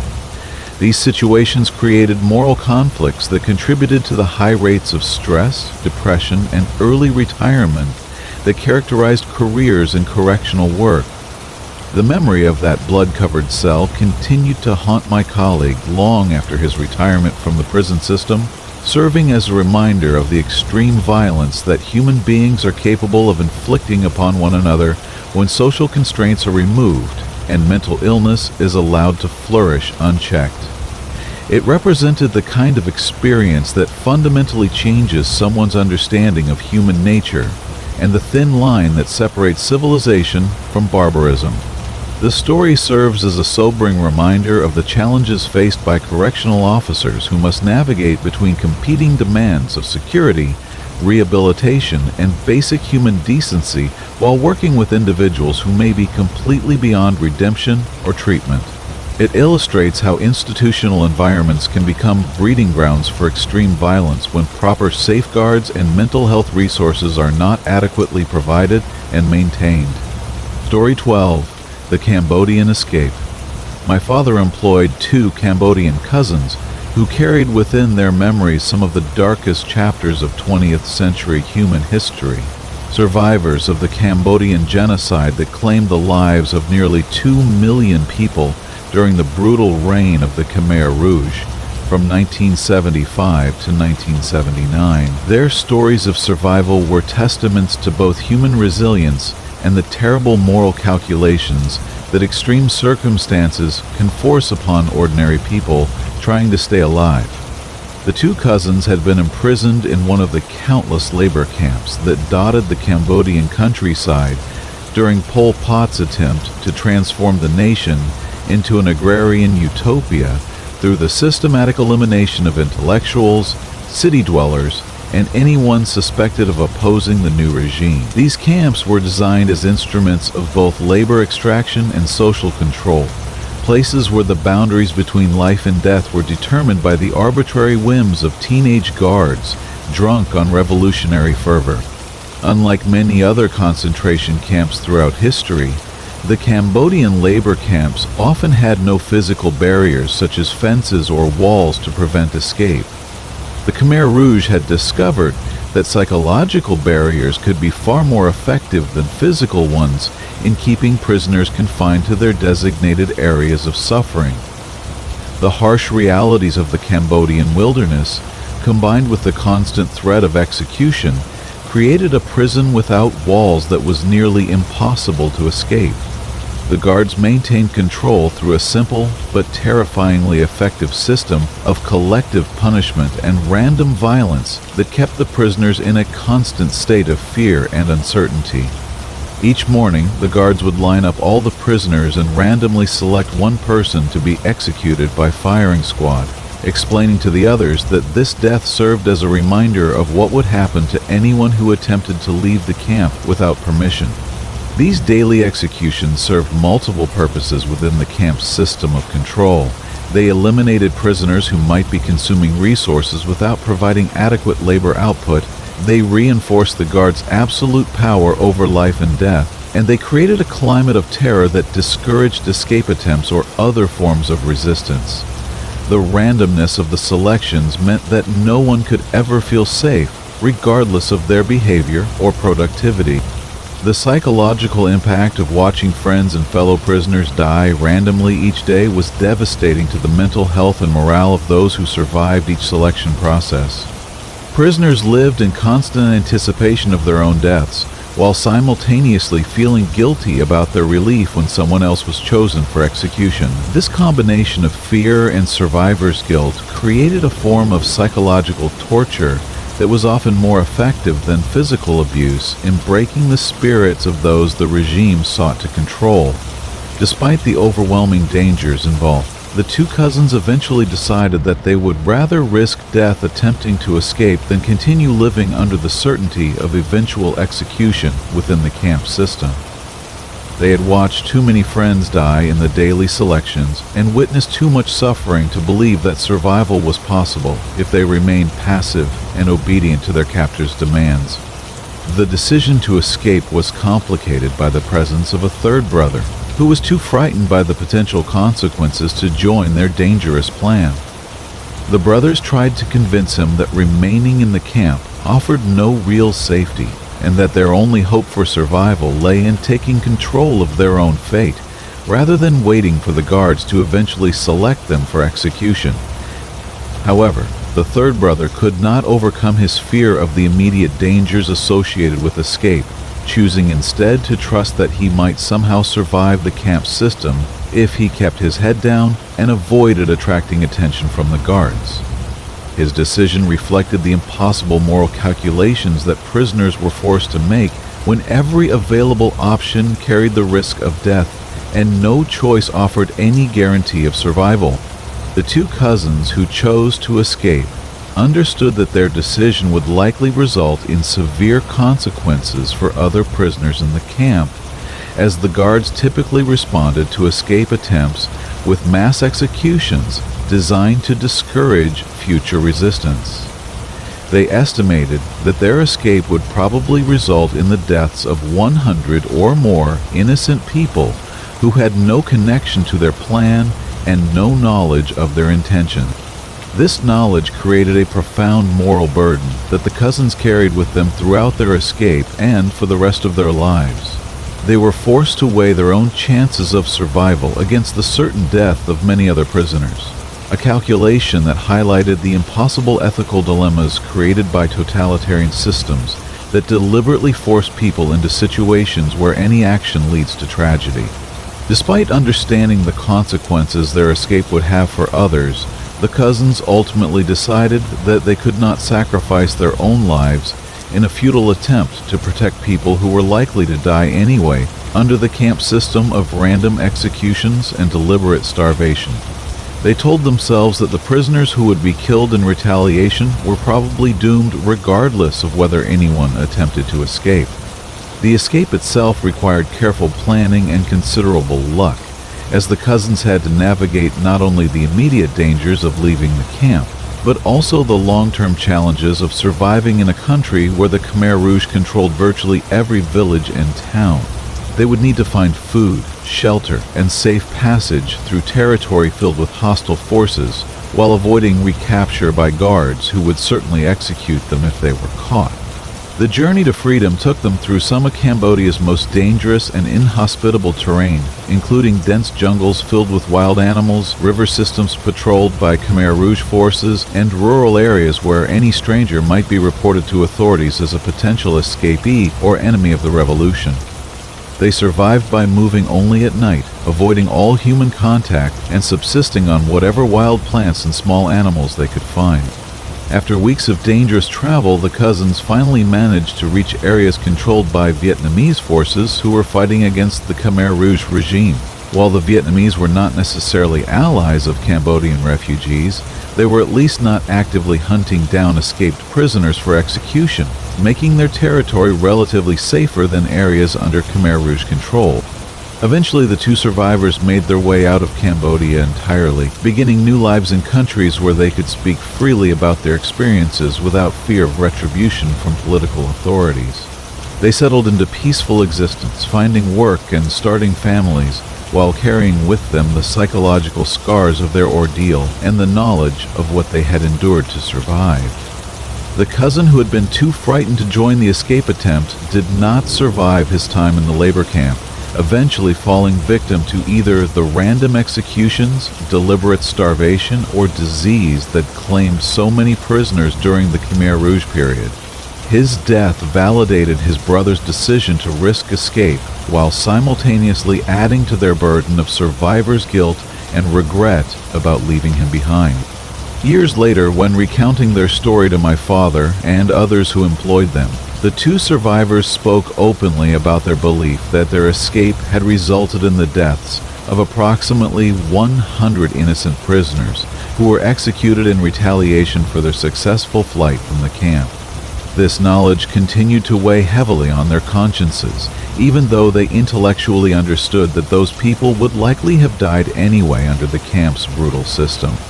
The cousin's story illustrates the impossible moral choices that totalitarian regimes deliberately create for their victims, forcing people into situations where any action or inaction leads to suffering and death. Their experience demonstrates how ordinary people can be pushed beyond normal ethical boundaries when faced with systems designed to strip away human dignity and reduce survival to a series of brutal calculations. Their survival and eventual success in building new lives and freedom serves as a testament to human resilience and the possibility of healing even after experiencing the worst that humanity can inflict upon itself. However, their continued struggle with guilt and trauma also highlights the lasting psychological damage that such experiences create. Wounds that may never fully heal regardless of how much time passes or how successful their new lives become. The story of the Cambodian cousins reminds us that the costs of surviving genocide and political oppression extend far beyond the immediate physical dangers, creating moral and psychological burdens that survivors carry for the remainder of their lives. It serves as both an inspiration for human resilience and a warning about the true costs of political systems that treat human life as expendable in pursuit of ideological goals. Story 13. The Vanishing Bachelor. Frank was the kind of person who went through life without ever causing trouble for anyone, a genuinely gentle soul who seemed incapable of harboring malicious thoughts toward even his worst enemies. In all the years I had known him, going back to our school days together, I had never heard him raise his voice in anger or seen him treat another person with anything less than kindness and respect, making his disappearance all the more shocking and inexplicable. The bachelor party for our friend Big Drew was supposed to be a celebration of friendship, and the closing of one chapter of life before marriage opened another. 7 of us had gathered to give Drew a proper send-off into married life, including myself, Killian, Sammy, Spanish Miguel, Aiden, Frank, and of course the guest of honor himself. We were all excited about the evening ahead, looking forward to the kind of wild night that becomes legendary among groups of friends.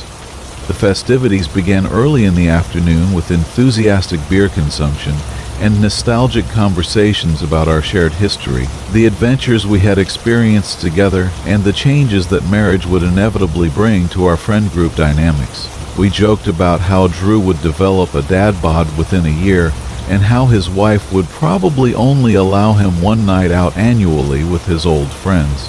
The kind of good-natured ribbing that characterizes male friendship. As the afternoon progressed into evening, someone suggested a round of shots to properly commemorate the occasion, and before long we were consuming alcohol at a pace that would have concerned our more responsible selves under different circumstances. None of us were particularly good at holding our liquor, but the celebratory atmosphere and peer pressure made it easy to ignore our usual limitations and keep drinking well past the point of wisdom. The details of the evening become increasingly fuzzy as the alcohol took effect, though I retained scattered memories of moving from bar to bar, engaging in increasingly loud and obnoxious behavior that probably annoyed other patrons, and consuming additional rounds of shots whenever someone suggested that the celebration was lagging behind proper bachelor party standards. Frank was definitely with us during the early stages of the evening, participating in the drinking and conversation with his usual quiet good humor.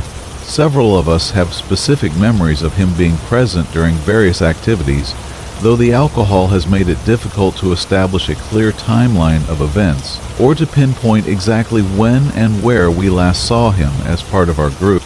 When I woke up the following morning in my hotel room, still fully clothed and suffering from what felt like the worst hangover of my life, I assumed that everyone else was experiencing similar symptoms and would eventually make their way to the hotel breakfast area once they felt capable of facing food in daylight. The clock showed 11 in the morning, indicating that I had slept off most of the immediate effects of our celebration. Gradually, the other members of our group appeared in the breakfast area, looking as rough as I felt, but ready to joke about our aching heads and piece together the events of the previous evening over coffee and toast. We waited for Frank to join us, expecting him to arrive eventually with his own hangover stories and fuzzy memories of the night's adventures. After waiting for more than an hour without any sign of Frank, we decided to check his hotel room to make sure he was okay and to let him know that we were planning to head home soon. None of us were particularly worried at this point, assuming that he was simply sleeping off the effects of too much alcohol or perhaps dealing with alcohol-induced nausea in the privacy of his room. Hotel staff helped us gain access to Frank's room when our knocking failed to produce any response. But what we found inside only deepened the mystery of his whereabouts. The bed had obviously not been slept in, with the covers still perfectly arranged as housekeeping had left them the day before. There was no evidence that Frank had returned to his room at any point during the night. We tried calling Frank's cell phone repeatedly, but every call went directly to voicemail without ringing, suggesting that his phone was either turned off or had run out of battery power. Text messages remained undelivered, and his social media accounts showed no activity since early in the evening, well before the point where our memories became unreliable due to alcohol consumption.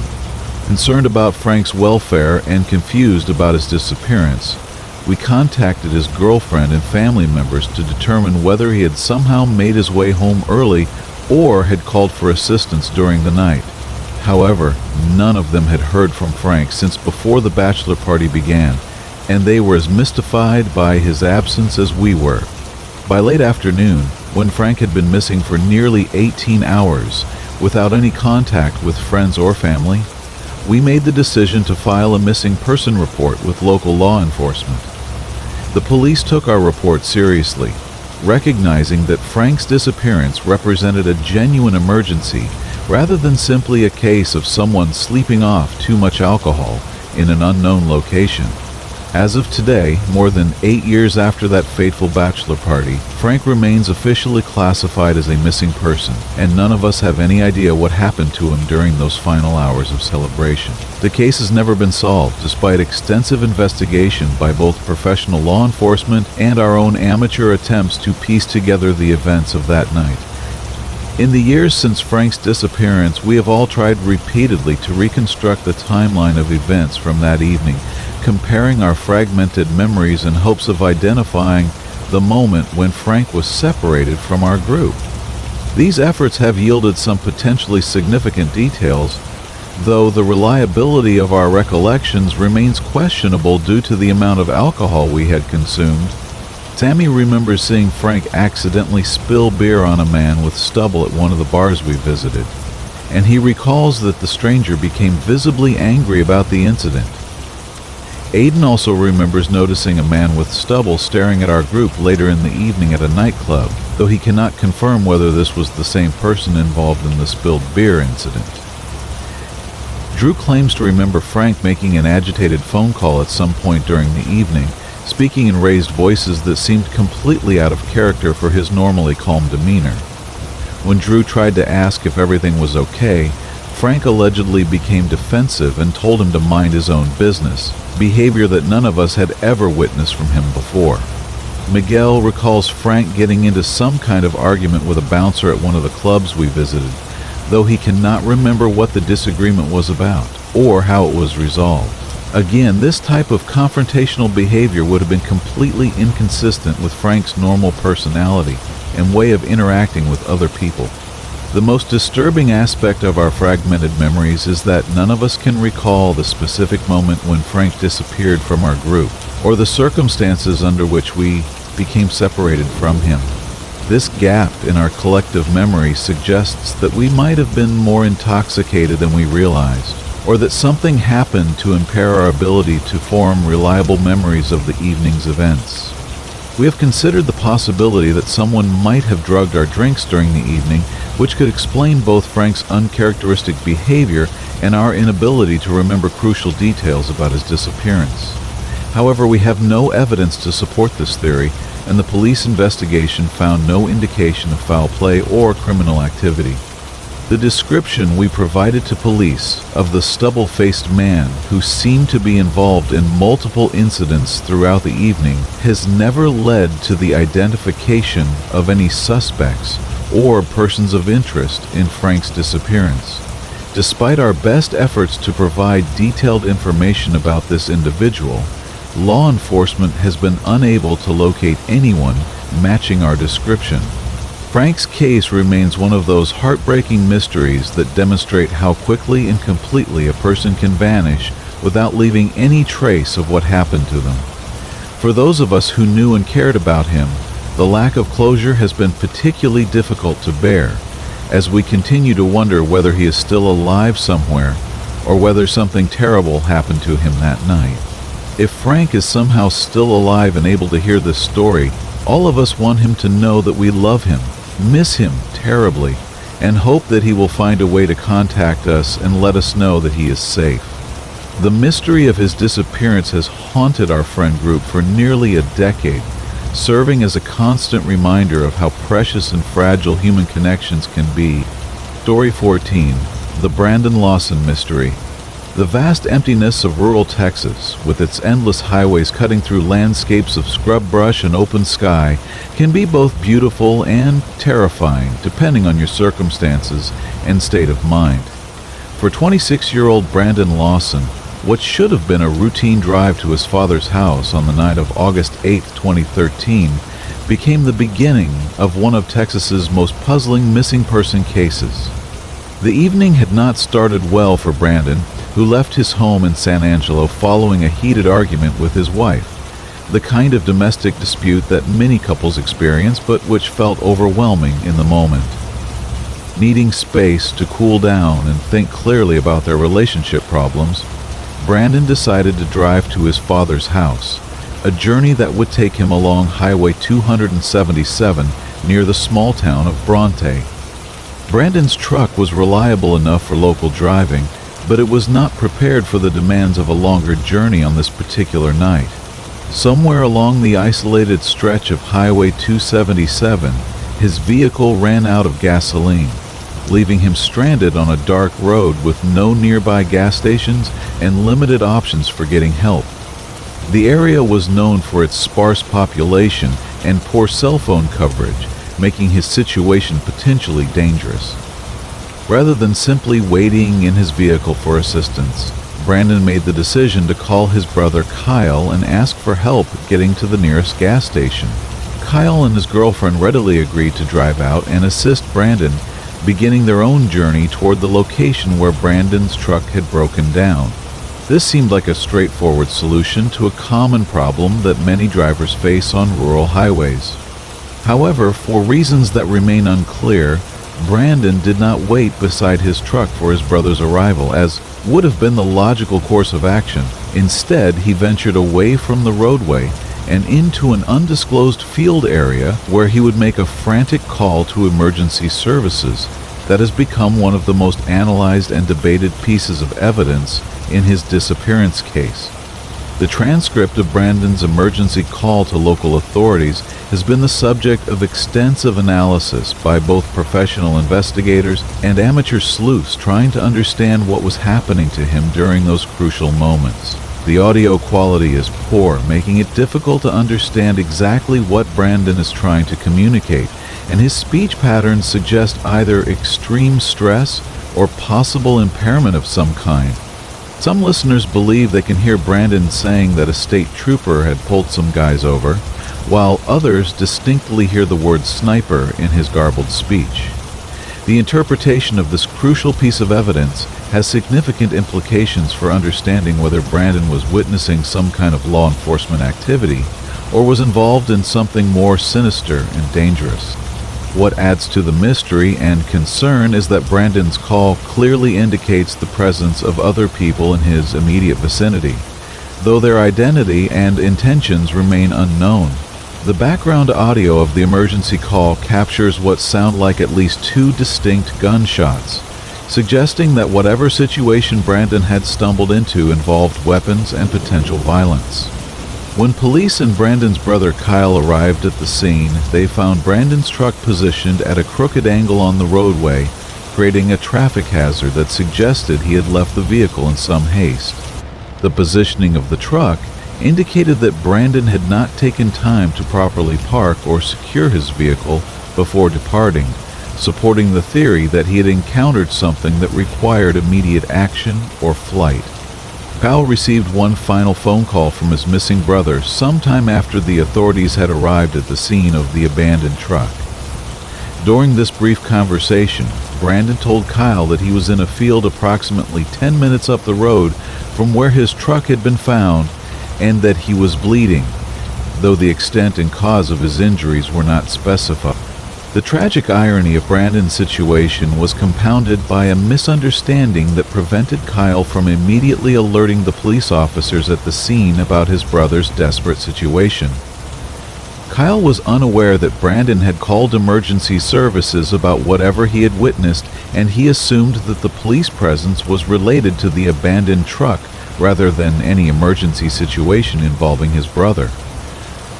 Additionally, Kyle knew that Brandon had an outstanding warrant from a previous legal matter, and he assumed that his brother was hiding from the police to avoid arrest rather than fleeing from some other form of danger. This misunderstanding led Kyle to withhold information about Brandon's phone call, believing that he was protecting his brother from legal consequences rather than potentially life-threatening harm. Brandon's mention of bleeding during his final phone call with Kyle was interpreted as a minor injury, possibly from scratching himself on bushes or other vegetation while moving through unfamiliar terrain in darkness. Neither Kyle nor the police officers understood at the time that Brandon might be seriously injured or in immediate danger from whatever situation he had encountered. After spending some time searching the immediate area without finding any trace of Brandon, the police officers decided to have his truck towed in the morning and departed from the scene. Kyle and his girlfriend also searched the area but were unable to locate Brandon, and they eventually concluded that he had probably made his way to a gas station or found some other form of assistance. It was not until the following morning that everyone involved realized the true seriousness of Brandon's situation. He had not returned home, had not contacted any family members or friends, and had not been seen by anyone since his final phone call to Kyle. His bank account remained untouched, and his cell phone had been completely inactive since that last conversation. The area around Bronte where Brandon disappeared is known locally as something of a no-man's land, with limited law enforcement presence and a reputation for various types of illegal activity that take advantage of the isolation and sparse population. Some investigators have speculated that Brandon might have witnessed drug trafficking or other criminal activity that led to his disappearance. Others have suggested that Brandon might have been under the influence of drugs himself during the incident, which could explain his confused speech patterns during the emergency call and his seemingly irrational decision to leave his truck and venture into unfamiliar terrain. However, no conclusive evidence has been found to support any particular theory about what happened to him. The involvement of law enforcement in Brandon's disappearance has been the subject of considerable speculation and controversy, particularly given that the land where he disappeared is owned by the local sheriff.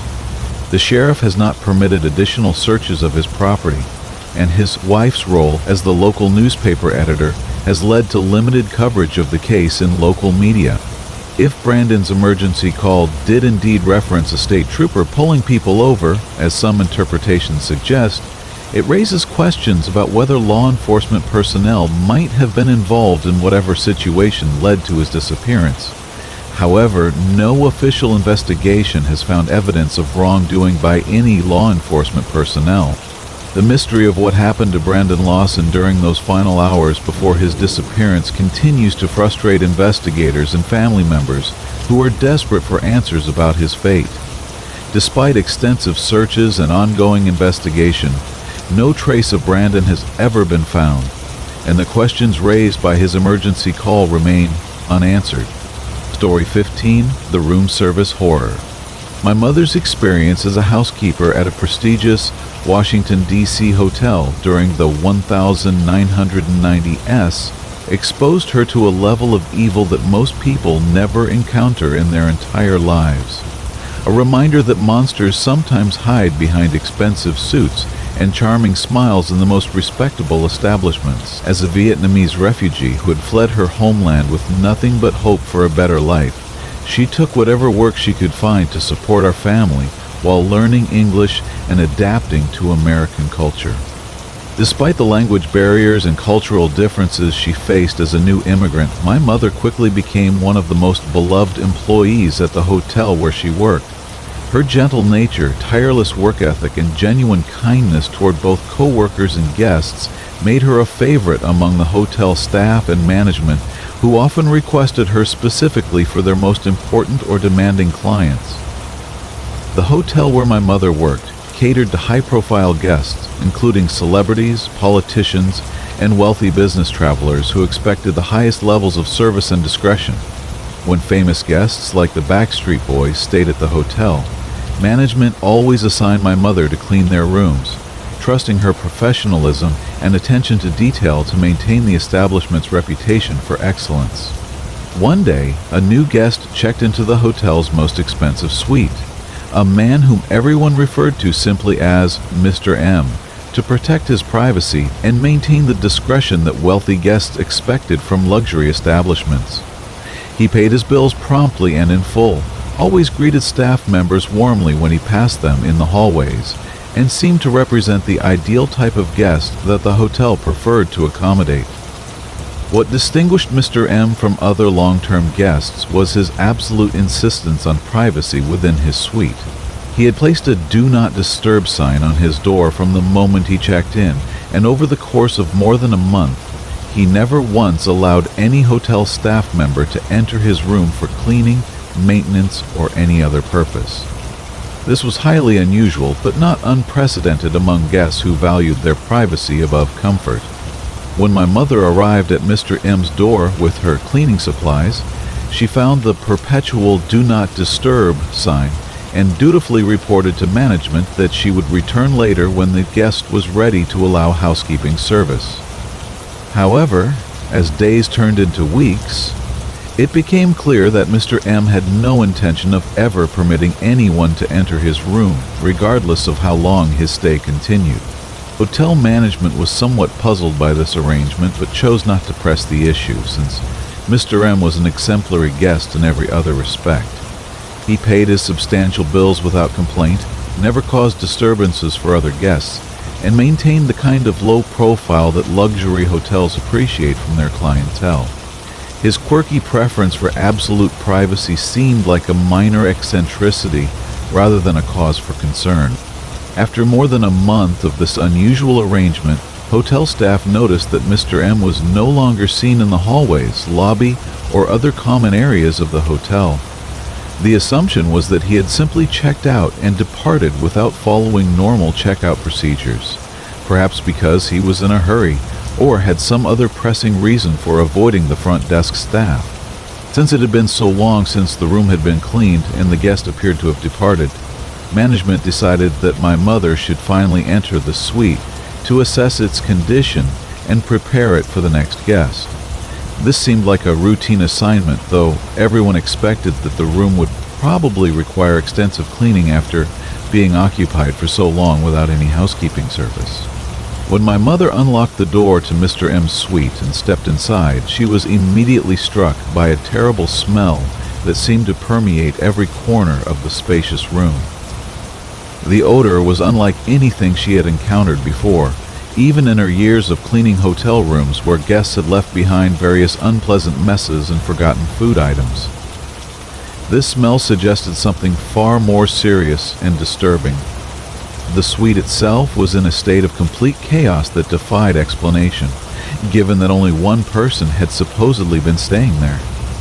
The room looked as though it had been the site of a wild party involving dozens of people, with furniture overturned, belongings scattered everywhere, and evidence of excessive drinking and possibly drug use throughout the space. Following the terrible smell to its source, my mother traced it to a closet within the suite where she discovered a cardboard box sitting alone on the floor. The smell was definitely coming from this container, and her first instinct was to open it to determine what was causing the odor so that she could clean it up and dispose of whatever was creating the problem. What my mother found inside that box would haunt her for the rest of her life and immediately end her career in the hospitality industry. The container held the severed head of a young woman in an advanced state of decomposition, the victim of what was clearly a violent crime that had taken place within the hotel's supposedly secure environment. My mother's screams brought hotel security and management running to the suite, where they were confronted with evidence of a crime so serious that it would transform their establishment into a crime scene and destroy their reputation for providing a safe and secure environment for guests. The discovery triggered an immediate investigation by local law enforcement and federal authorities. The police investigation revealed that Mr. M was not the guest's real name and that he had used fraudulent identification and credit cards to establish his extended residence at the hotel. This level of deception suggested careful planning and preparation for whatever crimes he had committed within the suite, indicating that the hotel had unknowingly provided sanctuary for a dangerous criminal. The severed head was eventually identified as belonging to a young woman who worked as an escort, someone whose disappearance might not have been immediately reported to authorities due to the nature of her profession and lifestyle. This identification provided investigators with additional leads, but also highlighted how criminals often target vulnerable people whose disappearances are less likely to trigger immediate police attention. While my mother never learned all the details of the investigation that followed her horrific discovery, the case presumably involved charges of murder, kidnapping, and various other serious crimes that would have resulted in significant prison sentences for anyone convicted of such offenses. The hotel's cooperation with law enforcement was essential for bringing the perpetrator to justice. The psychological impact of discovering evidence of such a brutal crime was devastating for my mother, who had never encountered violence of this magnitude in her previous life experiences. The image of what she found in that box remained with her for years afterward, appearing in nightmares and flashbacks that disrupted her sleep and peace of mind. My mother immediately resigned from her position at the hotel following this incident, unable to continue working in an environment where she might encounter similar horrors. The loss of her income created financial difficulties for our family, but she felt that no job was worth risking exposure to such traumatic experiences in the future. The incident served as a sobering reminder that evil can hide behind the most respectable facades, and that even the most secure and prestigious establishments are not immune to becoming crime scenes when dangerous individuals are determined to use them for their destructive purposes. The hotel's reputation for safety and discretion was permanently damaged by the discovery of what had taken place within their walls. For our family, the experience highlighted the hidden dangers that service workers face when they enter private spaces where anything might be waiting for them. My mother's traumatic discovery reminded us that behind every door might be evidence of humanity's capacity for evil, and that those who clean up after others sometimes encounter the darkest aspects of human nature. The case also demonstrated how criminals can exploit the hospitality industry's emphasis on guest privacy and discretion to create opportunities for serious crimes. Hotels that pride themselves on not asking questions about their guests' activities may inadvertently provide cover for illegal and violent behavior that puts both staff and other guests at risk. My mother's story serves as a reminder that the service industry workers who clean our hotels, restaurants, and other establishments sometimes encounter experiences that fundamentally change their understanding of human nature and the potential for evil that exists in even the most civilized settings. Their willingness to continue serving others despite these risks deserves our respect and appreciation. Story 16. The Loyal Companion's Discovery. In the peaceful mountains of North Carolina, where morning mist clings to ancient oak trees and the air carries the scent of pine needles, there lived a man who found love in the most unexpected way. 4 years ago, during one of the darkest periods of his life, he had just endured a painful breakup with his longtime girlfriend. Sleep had become elusive, and the quiet hours before dawn found him wandering through the local parks, seeking solace in solitude. It was during one of these early morning walks, when the world was still wrapped in the gentle embrace of twilight, that he heard a soft whimpering beneath a towering tree. There, sheltered and alone, sat a black Labrador with the most soulful brown eyes he had ever seen. The dog's tail began wagging with desperate enthusiasm the moment their eyes met, as if recognizing a kindred spirit who understood loneliness. No collar adorned the dog's neck, no tags jangled with each movement, nothing to suggest he belonged to anyone in this quiet corner of the world. The man looked around the empty park, calling out into the stillness, hoping to find the dog's owner, but only the gentle rustling of leaves answered back. When he began to walk away, the dog followed, with unwavering determination, staying close like a shadow that refused to be left behind. After searching the entire park and posting missing dog flyers throughout the town, after waiting weeks for someone to claim this gentle creature, it became clear that fate had brought them together. He named the dog Scooby, a choice that brought the first smile to his face in months. Their daily walks became a cherished routine, a time of healing and companionship. But there was something peculiar about their journey through the neighborhood.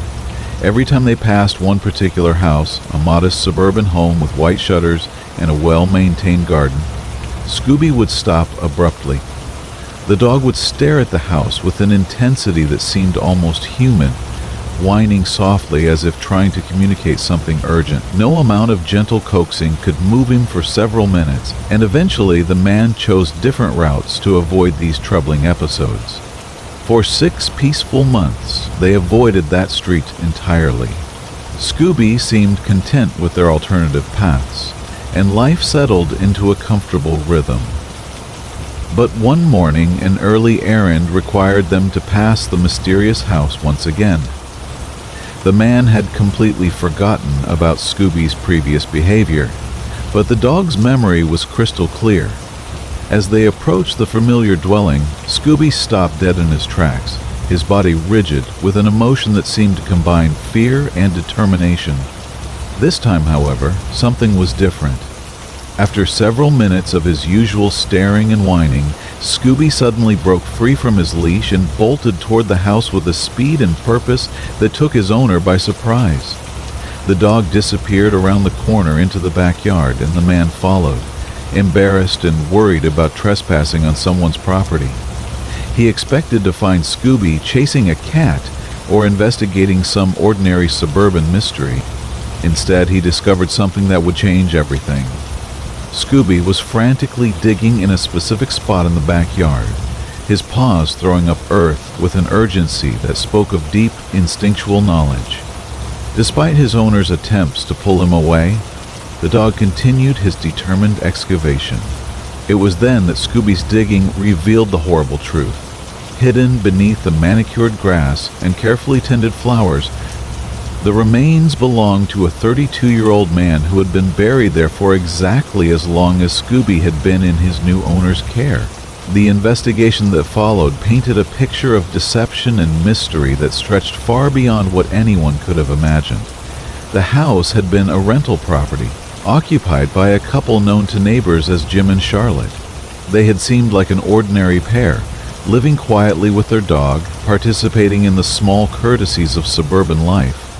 But as investigators dug deeper into their identities, they discovered that everything about Jim and Charlotte had been fabricated. their names, their histories, their very existence, as the people their neighbors thought they knew, all of it was fiction.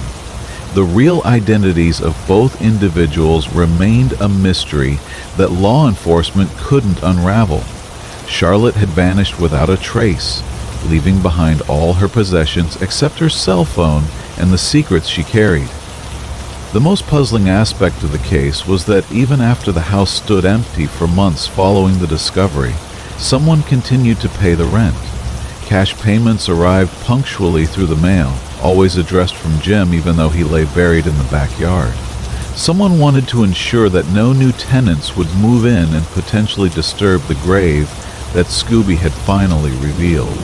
Today, Jim rests in a proper burial ground with an unnamed headstone, his true identity still unknown to the world. Scooby continues to live with the man who found him that morning, but their relationship has deepened beyond the simple bond of pet and owner. When they pass that house now, Scooby still reacts, but the frantic urgency has been replaced by something that might be called peace. His duty has been fulfilled, his former owner properly laid to rest, and the truth finally brought to light. The man often reflects on the mysterious chain of events that brought them together. In his darkest hour, when loneliness threatened to overwhelm him, he found not just a companion, but a dog with a mission that only he could complete. Scooby had been waiting, perhaps for months, for someone trustworthy enough to help him reveal the terrible secret buried in that suburban backyard. Their meeting in the park that misty morning was no accident, but rather the beginning of a partnership that would bring justice to someone who had been forgotten by the world. As they continue their daily walks through different neighborhoods now, the man sometimes catches Scooby looking at him with those same soulful brown eyes that first captured his heart. But now he sees something more in that gaze, a gratitude that runs deeper than simple companionship. They saved each other in ways that neither could have anticipated, and their bond represents something beautiful that emerged from tragedy. In finding each other, they both found their purpose, and in fulfilling that purpose, they discovered a love that transcends the ordinary relationship between human and dog. The case remains officially unsolved, Charlotte's whereabouts unknown, and Jim's true identity a mystery, but for one man and his remarkable dog, justice was served in the most unexpected way possible, proving that sometimes the most important truths are revealed not by sophisticated investigation techniques, but by the unwavering loyalty of a faithful companion who refused to let his former owner be forgotten. Story 17. The Mysterious Murder of Pamela Werner. In the winter of 1937, the ancient city of Beijing, then known as Peking, harbored secrets beneath its snow-covered streets and traditional courtyards. The diplomatic quarter buzzed with international tension, and foreign residents lived in a world apart from the bustling Chinese neighborhoods that surrounded them. Among these expatriates was 19-year-old Pamela Werner, the adopted daughter of a respected British diplomat who had made China his home for decades. Pamela possessed all the advantages that colonial life could offer a young woman of her station.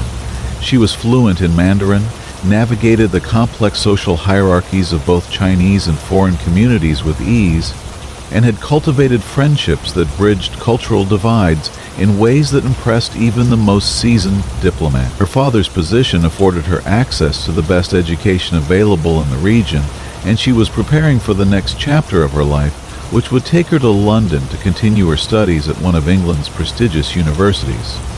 On a particularly cold evening in January, with frost coating the ancient walls of the Forbidden City and steam rising from the hutongs where families gathered around braziers for warmth, Pamela made plans to spend time with her closest friends. These were the people who would miss her most when she departed for England in just a few days, and she wanted to create lasting memories before beginning her new adventure across the world. The ice skating rink had become a popular gathering place for young people from the international community. Despite the bitter cold that made their breath visible in small clouds, the activity provided warmth through movement and companionship through shared laughter. Pamela spent the evening gliding across the ice with practiced grace, her cheeks flushed pink from the cold, and her eyes bright with the joy of friendship and anticipation for her future.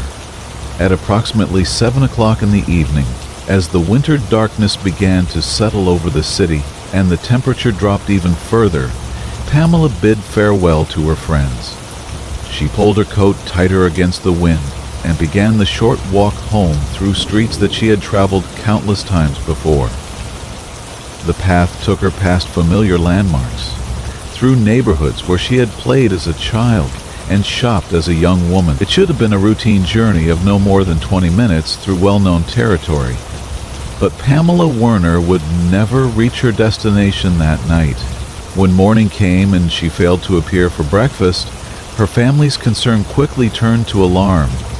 A search party was organized, and by late morning the worst fears of everyone who loved her were realized in the most horrific way possible. Her mutilated body was discovered near the last surviving section of Peking's ancient Ming Dynasty wall, a location that held deep historical significance and was visible from her family home.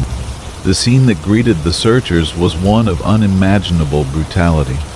Pamela's body bore evidence of a savage attack that spoke of either intense rage or calculated cruelty.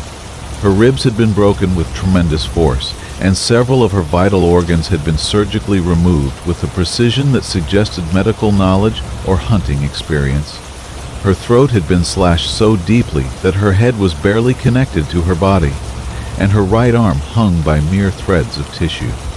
The expensive watch on her wrist had stopped just minutes after midnight, providing investigators with a crucial timeline, but raising even more questions about where she had spent those hours between leaving her friends and meeting her fate.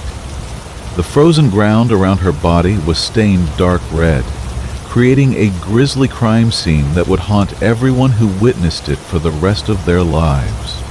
Two prominent theories emerged from the investigation, each painted by different authors who would later write books about the case. The first theory, presented by researcher Paul French, suggested that after ice skating, Pamela had been invited to a party hosted by Wentworth Prentice, an American dentist with a reputation for questionable character and inappropriate behavior. According to this theory, the party moved to a seedy establishment in an area known as the Badlands, where Pamela became separated from any friends and found herself alone with men whose intentions were far from honorable. French theorized that when Pamela resisted their advances or tried to escape, one of the men panicked and struck her with a fatal blow. The conspirators then drained her body of blood to make transportation easier and moved her to the location where she was found. Their plan, according to this theory, involved dismembering her body to prevent identification and disposing of the pieces in various Chinese neighborhoods, hoping to redirect suspicion toward the local population. The second theory, proposed by former police detective Graham Shepard, painted a very different picture. Shepard argued that Pamela was too sensible and well-bred to have willingly accompanied strangers to such a disreputable location. Instead, he believed she had arranged to meet with a former Chinese schoolmate named Han Su Ching, perhaps for an innocent conversation that turned deadly when romantic feelings were not reciprocated. According to Shepard's theory, this man murdered Pamela in a fit of rejected passion, then disposed of her body in the street during the dark hours before dawn. The horrific mutilation in this version of events was carried out by random passers-by who harvested her organs for use in traditional Chinese medicine practices, taking advantage of the situation for their own superstitious purposes. Both theories contained elements that seemed plausible, and both had significant gaps that left room for doubt. The investigation was complicated by the cultural and political tensions of the time, with suspicion falling along racial lines and important evidence potentially overlooked due to prejudice and assumptions about Chinese versus Western culpability. In 1943, the Japanese Army's occupation of Beijing brought the investigation to an abrupt halt. With war consuming the region and new authorities prioritizing military concerns over criminal cases, Pamela's murder file was closed and eventually lost or destroyed. When the war ended and normal life resumed, public interest in the case had faded, and key witnesses had scattered or died. Today, more than 80 years after that terrible night in January, the truth about what happened to Pamela Werner remains as elusive as it was in 1937. The two books written about her case ensure that her memory will not be completely forgotten, but they also highlight how some mysteries resist solution despite the best efforts of investigators and researchers. The case stands as a reminder of how quickly a young life full of promise can be extinguished, and how the search for justice sometimes outlasts those who seek it. Pamela's story continues to intrigue true crime enthusiasts and historians, not just because of the brutal nature of her death, but because it represents a time and place where East met West, in ways both beautiful and dangerous, and where the truth could become lost forever in the complex web of international politics and cultural misunderstanding. Story 18. The Havana Syndrome Mystery.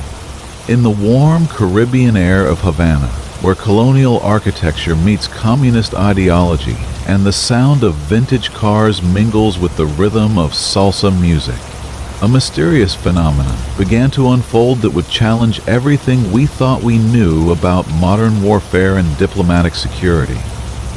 The year was 2016, and relations between the United States and Cuba had recently thawed after decades of Cold War hostility. The American embassy, closed for over 50 years, had reopened with great fanfare, and some of America's finest intelligence officers and diplomats had been stationed there to rebuild the relationship between these neighboring nations.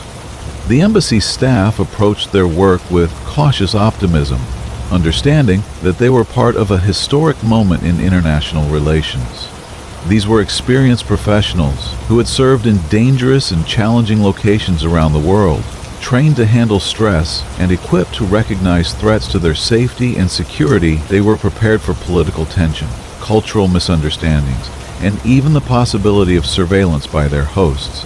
But none of them expected to become victims of something that seemed to emerge from the realm of science fiction. It began quietly, almost imperceptibly, with a single CIA operative reporting something unusual during his evening routine in his modest apartment near the embassy.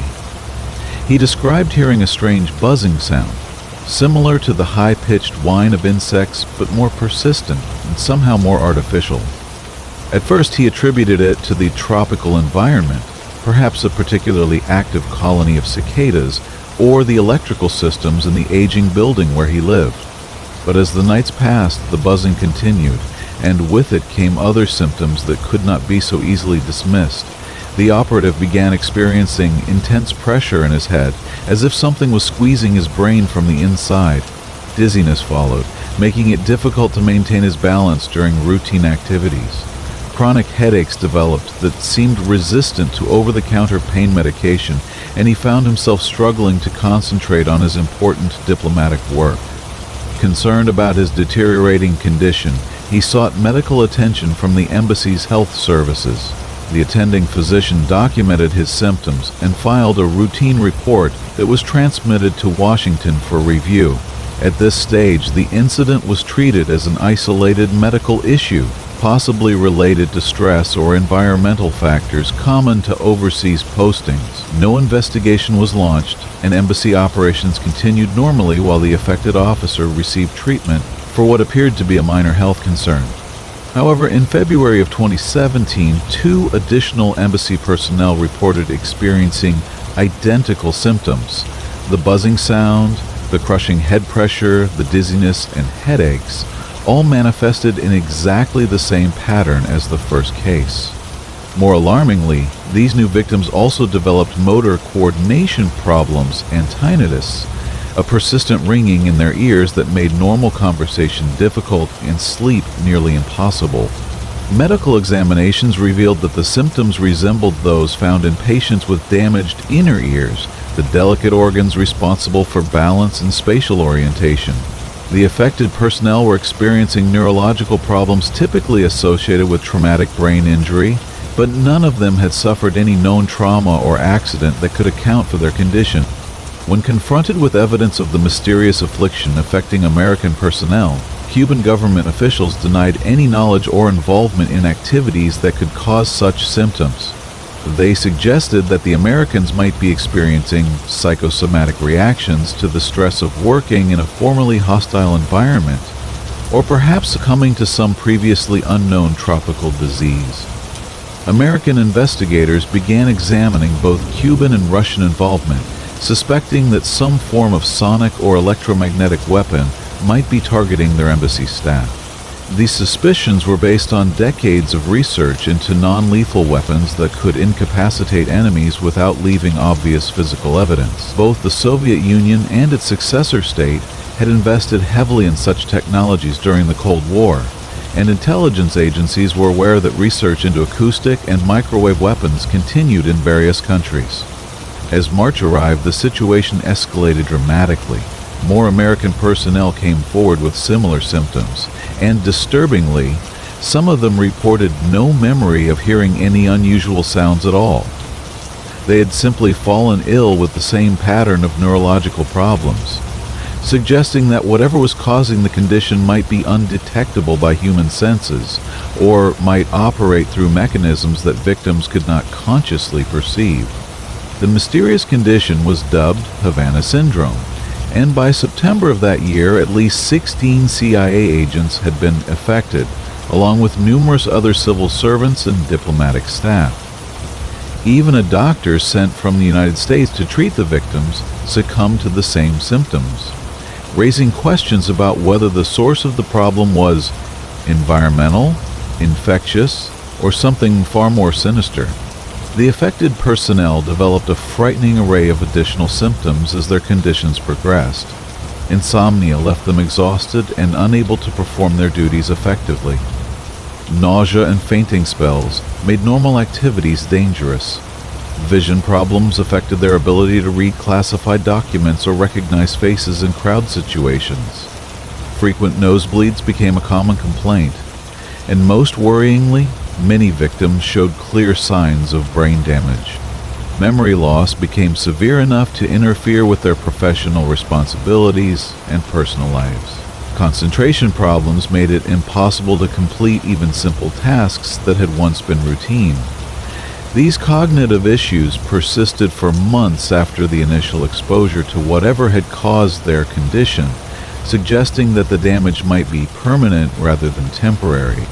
Advanced brain imaging studies were conducted on 40 affected staff members, and the results were compared to a control group of similar individuals who had not experienced the mysterious symptoms. The findings were deeply disturbing, revealing that those affected by Havana Syndrome had significantly less brain matter than healthy individuals, along with problems in the functional connectivity between different regions of their brains.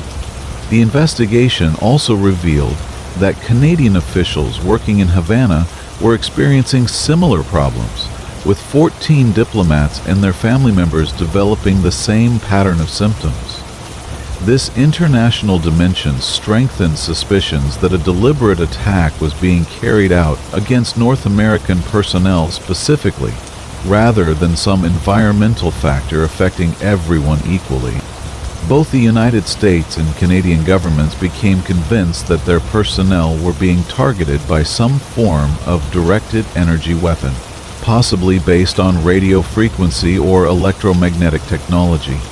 However, despite extensive investigation, they were unable to identify the specific device being used or pinpoint who was responsible for the attacks. The situation became so serious that both countries withdrew all non-essential personnel from their embassies in Havana, effectively reducing their diplomatic presence to skeleton crews. The 14 affected Canadians filed a lawsuit against their government for $28 million, claiming that officials had failed to adequately protect them or respond appropriately to the emerging threat. Today, years after the first reports emerged from Havana, the mystery remains unsolved. Various theories have been proposed to explain the phenomenon, ranging from environmental factors like pesticide exposure to sophisticated weapons development by hostile nations. Some researchers suggest that the syndrome might be caused by an unknown virus or psychological factors related to the stress of diplomatic work in a challenging environment. However, the fact that only North American government personnel were affected, combined with the specific nature of their symptoms and the apparent geographic concentration of cases, continues to support the theory that Havana syndrome represents a new form of warfare designed to incapacitate enemy personnel without causing obvious physical injury or leaving clear evidence of attack. The ongoing secrecy surrounding government investigations makes it unlikely that the public will learn the full truth about what happened in Havana. But for the dozens of intelligence officers, diplomats, and civil servants whose lives were forever changed by their mysterious illness, the search for answers continues, along with their struggle to recover from injuries that conventional medicine still cannot fully understand or effectively treat. Story 19. The ice skating rink tragedy. During the frigid winter months in a small Midwestern town, where snow-covered fields stretched endlessly toward distant horizons, and the local ice skating rink served as the social center for teenagers seeking escape from the monotony of rural life, a young woman's decision to help a friend would lead to consequences that no one could have predicted. The skating rink, with its cheerful music and warm concession stand, represented one of the few sources of entertainment available to young people during the long, dark months when agricultural work slowed to a halt and families gathered around fireplaces to wait for spring's return.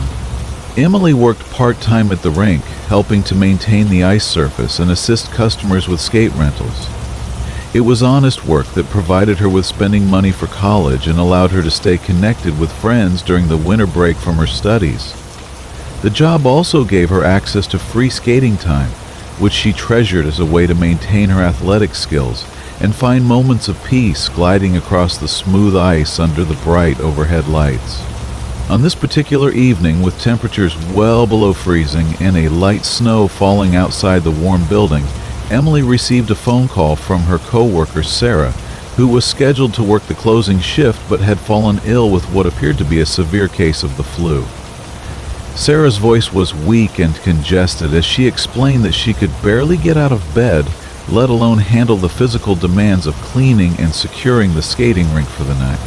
Without hesitation, Emily agreed to cover Sarah's shift, even though it meant changing her own plans for the evening and working much later than she had anticipated. She was a reliable employee who took pride in her work ethic, and she understood that small businesses like the skating rink depended on their staff members' willingness to help each other during difficult situations. The manager was grateful for Emily's flexibility and assured her that she would receive compensation for the extra hours. As the evening progressed and the regular skating session came to an end, Emily began the familiar routine of clearing the ice of debris, checking the temperature controls, and preparing the facility for closure. The building gradually emptied of customers, leaving behind only the soft humming of the refrigeration equipment and the distant sounds of traffic on the snow-covered streets outside. The closing procedures were extensive and required careful attention to detail. Emily needed to sweep and mop the lobby area, clean the rental skates and return them to their proper storage locations, count the day's receipts and secure them in the office safe, and perform a thorough inspection of the ice surface to ensure that no damage had occurred during the day's activities. These tasks typically took about an hour and a half to complete, but Emily was experienced and efficient in her work. It was during the final stages of closing, as she was completing the security checklist and preparing to lock the building, that the night took a terrifying turn. The first indication that something was wrong came when Emily heard an unusual sound from the direction of the main entrance, a scraping noise that suggested someone might be attempting to manipulate the lock from the outside. Initially, she assumed that a late customer had arrived, hoping to retrieve something they had forgotten, or perhaps another employee had returned for some reason. But when she called out to announce that the rink was closed for the evening, she received no response. The scraping sound continued, becoming more persistent and aggressive, as if someone was trying to force their way into the building. Emily's training had prepared her for various emergency situations, including medical emergencies and equipment failures, but she had never been instructed on how to handle a potential break-in attempt while working alone. Her first instinct was to call the police, but she hesitated, not wanting to embarrass herself if the situation turned out to have an innocent explanation. The decision to investigate the source of the noise herself proved to be a critical mistake. As Emily approached the main entrance to determine what was causing the disturbance, she discovered that the building's security had been compromised in ways that suggested this was not a random crime of opportunity, but rather a planned attack by someone who had observed the facility's operations and identified its vulnerabilities.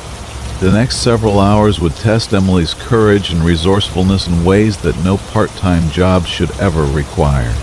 What began as a simple favor for a sick coworker had transformed into a life-threatening situation that would change her perspective on personal safety and the hidden dangers that can lurk beneath the surface of even the most familiar and seemingly secure environments. The investigation that followed would reveal connections to similar incidents at other recreational facilities in neighboring communities, suggesting that Emily had unknowingly become the target of individuals who specialized in identifying and exploiting young women working alone in isolated locations during late-night hours. Her experience serves as a reminder that evil can appear anywhere, even in the wholesome setting of a small-town ice skating rink where families bring their children to learn balance and grace on the frozen surface. The trust and openness that characterize small communities can also make them vulnerable to predators who understand how to manipulate that trust for their own sinister purposes. Emily's story, while harrowing, also demonstrates the importance of trusting one's instincts when something feels wrong, even in familiar surroundings. Her survival depended on quick thinking and decisive action when confronted with a situation that her normal life experience had not prepared her to handle. The skills she developed that night, born of necessity and adrenaline, would serve her well in the years that followed as she pursued a career in law enforcement, determined to help other potential victims avoid the terror she had experienced. The skating rink continues to operate today, with improved security measures and protocols designed to ensure that no employee ever again finds themselves alone and vulnerable during closing procedures. Emily's experience, though traumatic, led to changes that have protected countless other young workers from similar dangers, proving that even the most frightening experiences can ultimately contribute to positive change when survivors choose to speak out and demand better protection for others. The warmth and community spirit that drew families to the skating rink have been preserved, but now they coexist with a more realistic understanding of the precautions necessary to maintain safety in an imperfect world where not everyone who approaches with a smile has innocent intentions. The train that never came. In the vast expanse of rural Nebraska, where endless fields of corn and wheat stretch toward horizons that seem to touch the sky, and where the rhythm of agricultural life has remained largely unchanged for generations, there lived a man whose simple job delivering groceries would lead him into one of the most perplexing mysteries he had ever encountered. For 15 years, he had driven the same routes through the countryside, bringing essential supplies to farming families who lived too far from town to shop conveniently for themselves. His work had given him an intimate knowledge of the communities he served, and over the years he had developed genuine friendships with many of his regular customers. He knew their preferences, their family situations, and their seasonal needs. During harvest time, he might deliver extra supplies to sustain the workers who labored long hours in the fields. In winter, he ensured that isolated families had everything they needed to weather the harsh storms that could cut them off from town for days at a time. Among his most valued customers was a family he had come to know as the Wilsons, though for reasons of privacy, he never used their real names when telling the story to others. For nearly his entire career, he had been making deliveries to their farmhouse, initially serving a complete family that included a husband, wife, and their 2 young sons. The husband, whom everyone called Tex, was a man who seemed to have stepped directly from the pages of an old Western novel. Tex wore traditional cowboy attire with authentic pride, from his worn leather boots to his weathered hat that had clearly seen years of honest work under the prairie sun. His greeting was always the same, delivered with a genuine warmth that made even routine business interactions feel like visits between old friends. "Morning, cowboy," he would say as the delivery truck pulled into his driveway, and he would conclude their conversations with "Catch you later, cowboy," while touching 2 fingers to the brim of his hat in a gesture that spoke of respect for tradition and courtesy. The grocery orders from the Wilson household reflected Tex's hearty appetite and traditional tastes. Week after week, the delivery included substantial quantities of bacon, sausage, and steak, along with other staples that suggested a family that appreciated simple, robust meals. The delivery man often worried quietly about Tex's diet, suspecting that such rich food might eventually take a toll on the older man's health. But he respected his customers' choices and never presumed to offer unsolicited advice. His concerns proved to be well-founded when, 5 years into their business relationship, he learned that Tex had passed away from complications related to his lifestyle and eating habits. The news hit the delivery man harder than he had expected, prompting him to spend an evening reflecting on their friendship and raising a glass in memory of a man who had always treated him with dignity and kindness. Following Tex's death, the delivery service continued for his widow, Marie, though the orders became smaller and less frequent, reflecting the reduced needs of a household that had lost its primary breadwinner and heartiest eater. Over the following 9 years, the delivery man watched as the Wilson family adapted to their changed circumstances. Marie eventually remarried a man named Phil, and the household orders increased again to accommodate the new family dynamics. During this extended period, the delivery man observed the normal progression of rural life. He watched Marie's sons grow from children into teenagers, noticed changes in the farmhouse's appearance as different residents left their mark on the property, and adapted his service to meet the family's evolving needs. The routine nature of these observations made what happened next all the more startling and inexplicable. On what seemed like an ordinary delivery day, with nothing unusual about the weather or his schedule, the delivery man approached the Wilson farmhouse and noticed something that stopped him in his tracks. Parked in the driveway was Tex's old car, looking exactly as it had during the years when its owner was alive. The vehicle appeared to be in the same condition as he remembered, with the same paint job and the same small dents and scratches that had accumulated over years of rural use. His initial assumption was that Marie had somehow located the person who had purchased the car after Tex's death and convinced them to sell it back to her. Perhaps she had been feeling sentimental about her deceased husband and wanted to preserve this tangible connection to their life together. Such gestures were not uncommon among widows who struggled to let go of their late husband's possessions, especially items that held particular significance or brought back cherished memory. When Marie answered the door in response to his knock, the delivery man was struck by something unusual about her appearance. She seemed less aged than he remembered, her face showing fewer of the lines and wrinkles that he had noticed developing over the years since Tex's death. Her complexion had a vitality and warmth that suggested better health and spirits than he had seen in some time.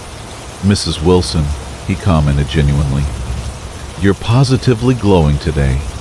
Marie blushed at the compliment and thanked him warmly before inviting him inside to place the groceries in their usual location in the kitchen. As they walked through the house, he mentioned his observation about Tex's car being back in the driveway, expecting her to share the story of how she had managed to reacquire this memento of her late husband. Mary's response was puzzling and somehow disturbing. She laughed lightly and said, "Did he tell you he sold it? That ugly thing will be with us until he kicks the bucket." The delivery man was confused by her use of present tense when referring to her deceased husband, but he attributed this to the common tendency for widows to speak as if their late spouses were still present, especially when discussing shared possessions or memories. However, as he moved through the house to complete the delivery, he noticed other details that seemed inconsistent with the passage of time since his last visit. The decor had changed dramatically, reverting to styles and arrangements that he remembered from years earlier when Tex was still alive. Old family photographs were displayed prominently on the walls, showing Marie's sons as young children rather than the teenagers he knew them to have become. The furniture, too, seemed to have been replaced with pieces that looked identical to items he remembered from the past. Everything in the house appeared to reflect an earlier time period, as if the family had deliberately chosen to recreate their home's appearance from happier days when their household was complete and their future seemed more secure. The most shocking discovery awaited him in the kitchen, where he found Marie's two sons sitting at the table eating breakfast. But these were not the teenage boys he had observed growing up over the years. Instead, he saw children who appeared to be the same ages as in the old photographs now hanging on the walls. They looked exactly like younger versions of themselves, as if time had somehow reversed its course within the walls of this farm. The delivery man's mind struggled to process what he was seeing. His first rational explanation was that these must be relatives visiting Marie, perhaps nephews who bore a strong family resemblance to her sons. But the similarity was so exact, so perfect in every detail, that it seemed to defy coincidence. These children looked like identical copies of Marie's sons from many years earlier, down to their expressions and mannerisms. Feeling increasingly uncomfortable and uncertain about what he was witnessing, the delivery man completed his tasks as quickly as possible and headed toward the front door. His professional demeanor remained intact, but internally he was struggling to understand what could account for the dramatic changes in the household's appearance and composition. As he reached the doorway and prepared to leave, an inexplicable compulsion caused him to turn and look over his right shoulder toward the living room. There, sitting in an old armchair that he remembered from years past, was a figure that caused his breath to catch in his throat and his heart to skip several beats. Tex was sitting comfortably in his favorite chair, looking exactly as he had during the years before his death. He appeared calm and content, wearing his familiar clothing and bearing the same weathered but kindly expression that had characterized all their previous interactions. When their eyes met, Tex smiled and raised two fingers to his forehead in his traditional gesture of farewell. "Catch you next time, cowboy," Tex said, his voice carrying the same warmth and genuine affection that the delivery man remembered so well. The moment felt both impossible and completely natural, as if no time had passed since their last conversation years earlier. Rather than feeling fear or panic at this apparent supernatural encounter, the delivery man experienced an overwhelming sense of warmth and peace. He found himself smiling and returning Tex's gesture, raising his own fingers in the respectful salute that had become their traditional way of acknowledging each other. The interaction felt like a gift, an opportunity to properly say goodbye to a friend whose death had come too suddenly for such courtesies. After completing this final exchange, the delivery man walked calmly out the front door and closed it behind him. When he looked back at the driveway, Tex's car was no longer there. The property appeared normal and contemporary, showing no signs of the temporal anomaly he had just experienced inside the house.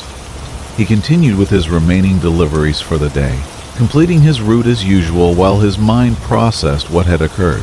In subsequent visits to the Wilson household, everything appeared normal with no repetition of the strange phenomena he had witnessed that day. Marie seemed to have no memory or awareness of the incident, and her sons had returned to their appropriate ages, living their normal teenage lives without any apparent knowledge of having briefly existed as their younger selves. The delivery man never mentioned the experience to Marie, fearing that she might think he was making fun of her or somehow mocking the memory of her deceased husband. Such a story could easily be misinterpreted as cruel humor or disrespectful fantasy, and he valued their professional relationship too much to risk causing offense or emotional pain. However, he did share the story with his wife and close friends, hoping to find some rational explanation for what he had experienced. Without exception, they dismissed his account as imagination, exhaustion, or perhaps a momentary lapse in mental clarity brought on by the stress of his demanding work schedule. Their skepticism was understandable, as the events he described challenged fundamental assumptions about the nature of reality and the permanence of death. Despite the disbelief of others, the delivery man remained convinced that his experience had been genuine and meaningful. He had been completely alert and sober during the incident, with no medical conditions or medications that could account for hallucinations or delusions. The details had been too specific and emotionally resonant to dismiss as mere fantasy, and the profound sense of peace and closure he had felt during the encounter continued to influence his perspective on life and death. Years have passed since that extraordinary day, and the delivery man has continued to serve the rural communities of Nebraska with the same dedication and professionalism that characterized his earlier career. He still makes regular deliveries to the Wilson household, and Marie continues to be a valued customer who treats him with courtesy and respect. The experience has deepened his appreciation for the relationships he has built through his work, reminding him that the connections formed between people can transcend the apparent limitations of physical existence.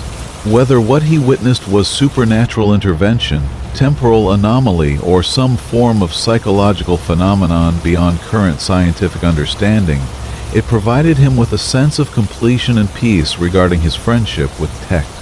The story serves as a gentle reminder that love and friendship create bonds that may persist beyond death, and that sometimes the universe provides opportunities for closure and healing in ways that logic cannot explain, but the heart can accept.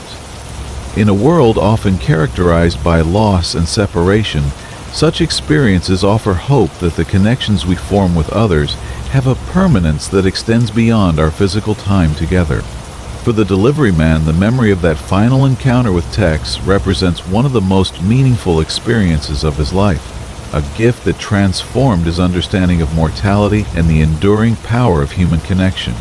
The warmth he felt during those few moments in the Wilson living room continues to sustain him during difficult times, serving as evidence that love transcends death and that saying goodbye is sometimes possible even when we think the opportunity has been lost forever.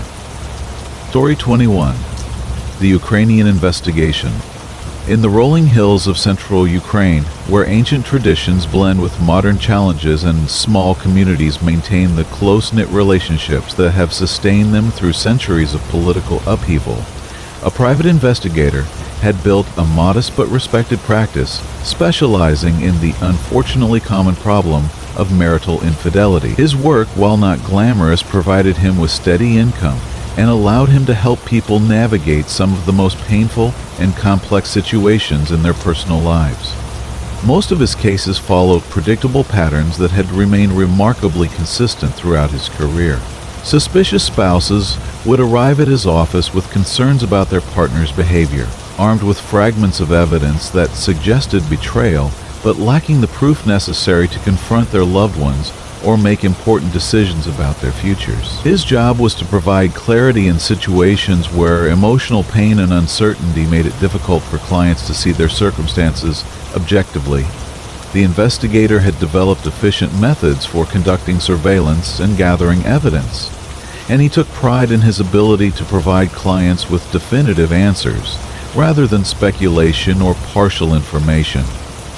His work required patience, discretion, and a certain emotional detachment that allowed him to observe human behavior without becoming personally invested in the outcomes of his investigations. However, one case that came to his attention several years ago challenged everything he thought he understood about his profession and introduced him to forms of evil that extended far beyond simple adultery. The case began when a husband and wife entered his office without an appointment, appearing agitated and desperate in ways that immediately distinguished them from his typical clients. The couple introduced themselves as members of the Roshkov family, easily the wealthiest and most influential residents of their region. Their expensive clothing, refined mannerisms, and obvious expectation of immediate attention marked them as people accustomed to having their problems solved quickly and efficiently by hired professionals. The investigator recognized them by reputation, as everyone in the area knew of their business success and social prominence. Their distress was evident as they explained that their daughter Sophia had disappeared 2 days earlier in the company of a new boyfriend named Andre, whom they had known for only a few weeks. According to the parents, Sophia had left behind a note claiming that she was eloping with Andre and traveling across the border to start a new life with him. The note specifically stated that she did not know when she would return, if ever, and asked her parents not to cry for her because Andre made her happier than anyone deserved to be. However, the parents were convinced that something was seriously wrong with this explanation. They insisted that the handwriting on the note did not match Sophia's usual style, and that the formal, stilted language was completely unlike their daughter's normal way of expressing herself. Sophia was typically casual and affectionate in her communications with family members, and the cold, distant tone of the farewell note raised immediate suspicions about its authenticity.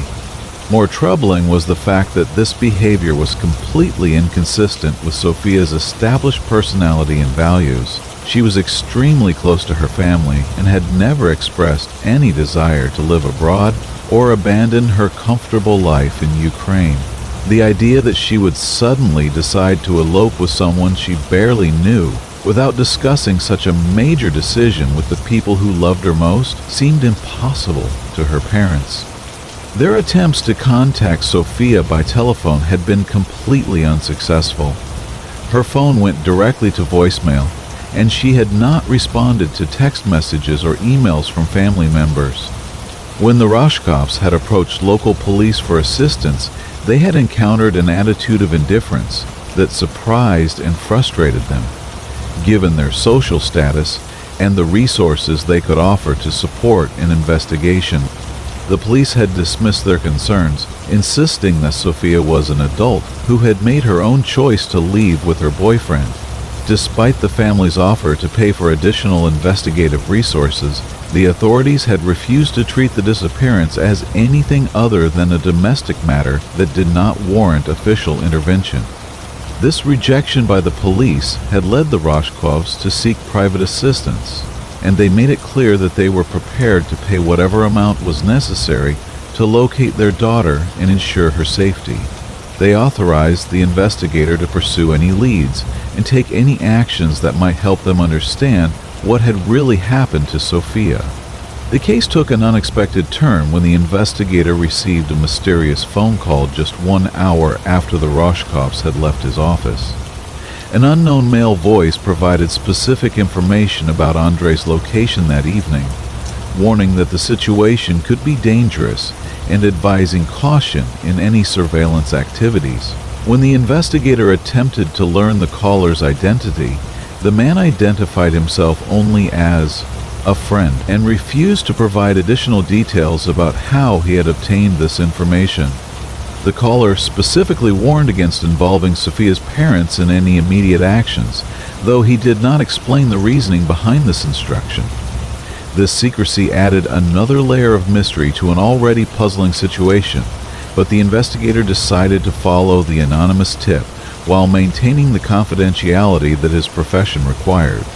The address provided by the mysterious caller led to a restaurant in the nearest large city, approximately 45 minutes from the investigator's office.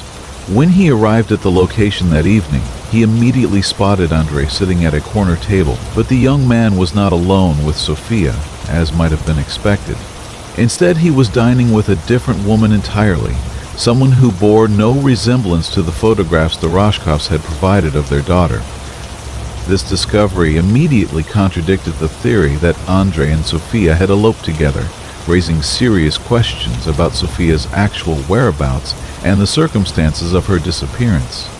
If Andre was casually dining with another woman rather than enjoying a romantic honeymoon with his supposed new bride, then something far more sinister than elopement might have occurred. The investigator maintained careful surveillance as Andre and his companion finished their meal and left the restaurant together. They walked to a car parked nearby and drove away, apparently unaware that they were being followed. The investigator used his professional skills to maintain an appropriate distance while tracking their movements through the city's streets. After approximately 20 minutes of driving through increasingly remote areas, Andre's vehicle turned into what appeared to be an abandoned industrial complex on the outskirts of the city. The location was isolated and poorly lit, with no obvious legitimate reason for anyone to be conducting business there during evening hours. The investigator parked his car at a safe distance and proceeded on foot to observe what was happening. What he witnessed at the abandoned factory would haunt him for the rest of his life and force him to confront forms of evil that he had never imagined could exist in his relatively peaceful corner of the world. The scene that unfolded before his eyes revealed a criminal operation of such scope and brutality that it challenged his faith in human decency and his belief that justice could prevail against such organized malevolence. The discovery he made that night would ultimately prove that Sophia's disappearance was connected to a human trafficking network that preyed on young women throughout the region, using techniques of psychological manipulation and false romance to lure victims into situations from which escape was virtually impossible. Andre's role in this operation was that of a recruiter, a position that required him to be charming and attractive enough to win the trust of potential victims, while possessing the emotional coldness necessary to deliver them to their fate. The investigator's surveillance revealed the systematic nature of the criminal enterprise, with multiple vehicles, various personnel, and evidence of operations that extended far beyond the disappearance of a single young woman. The scale of what he observed suggested that Sophia was one of many victims who had been processed through this network, and that her wealthy family's resources would not be sufficient to secure her safe return. The corruption that had prevented police from investigating Sophia's disappearance became clear as the investigator realized that such an extensive operation could not function without the cooperation or willful blindness of law enforcement officials. The trafficking network clearly enjoyed protection from authorities who had been either bribed or intimidated into ignoring evidence of their activities. This realization forced the investigator to make difficult decisions about how to proceed with information that could endanger his own life, while offering little realistic hope of rescuing Sophia or bringing her captors to justice. The case had evolved from a simple missing person investigation into exposure of a criminal conspiracy that extended far beyond his ability to combat through normal investigative methods. Story 22. The Starbucks Stalker. In the historic city of Charleston, South Carolina, where cobblestone streets wind between antebellum mansions and Spanish moss drapes gracefully from ancient oak trees, a young paralegal named Stephanie had established a comfortable daily routine that provided structure and familiarity during the early years of her professional career. At 23, she was building her life with the careful deliberation of someone who understood that small daily choices could accumulate into larger patterns of success and happiness. Her work at a small but respected law firm demanded attention to detail and the ability to manage multiple complex cases simultaneously. The legal profession in Charleston maintained traditions of courtesy and precision that reflected the city's deep respect for history and protocol, and Stephanie took pride in her ability to meet the high standards expected of legal professionals in this distinguished community. During her lunch breaks, Stephanie had developed the habit of visiting the same Starbucks location near her office, a choice that offered both convenience and consistency in her busy schedule. The coffee shop provided a brief respite from the intensity of legal work, allowing her to enjoy a few minutes of relaxation while savoring her favorite beverages in an environment that was both comfortable and professionally appropriate. The staff at this particular Starbucks had become familiar faces over the months of her regular visits, and she appreciated the efficiency and friendliness that characterized their service. Among the employees was a young man named Randall, whose name tag identified him as one of the regular weekday baristas. He appeared to be in his mid-20s, with short ginger hair cut in a military-style crew cut that gave him a clean, professional appearance. Randall was neither particularly handsome nor notably unattractive, possessing the kind of average features that allowed him to blend into crowds without drawing special attention. His physical build was unremarkable, and his demeanor behind the counter was consistently professional and efficient. He seemed to be exactly the kind of reliable employee that successful coffee shops depend on to maintain their reputation for consistent service.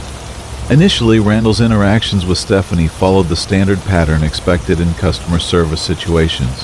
When she approached the counter to place her order, he would ask for her name to write on the cup, a routine practice that helped ensure customers received the correct beverages during busy periods. Stephanie would provide her name clearly, and Randall would dutifully write it down before preparing her order with appropriate attention to her specifications. After several weeks of these routine transactions, Randall apparently memorized Stephanie's name and no longer needed to ask for it when she approached the counter. This development seemed natural and efficient, reflecting the kind of personalized service that regular customers often appreciate. Stephanie viewed this recognition as a sign that she had become a valued customer whose preferences were understood and anticipated. However, Randall's behavior began to evolve in ways that made Stephanie increasingly uncomfortable, though the changes were subtle enough that she initially dismissed them as harmless quirks rather than signs of developing obsession. The first indication that something was amiss came when she noticed that Randall had begun drawing small hearts over the letter I in her name when he wrote it on her cup.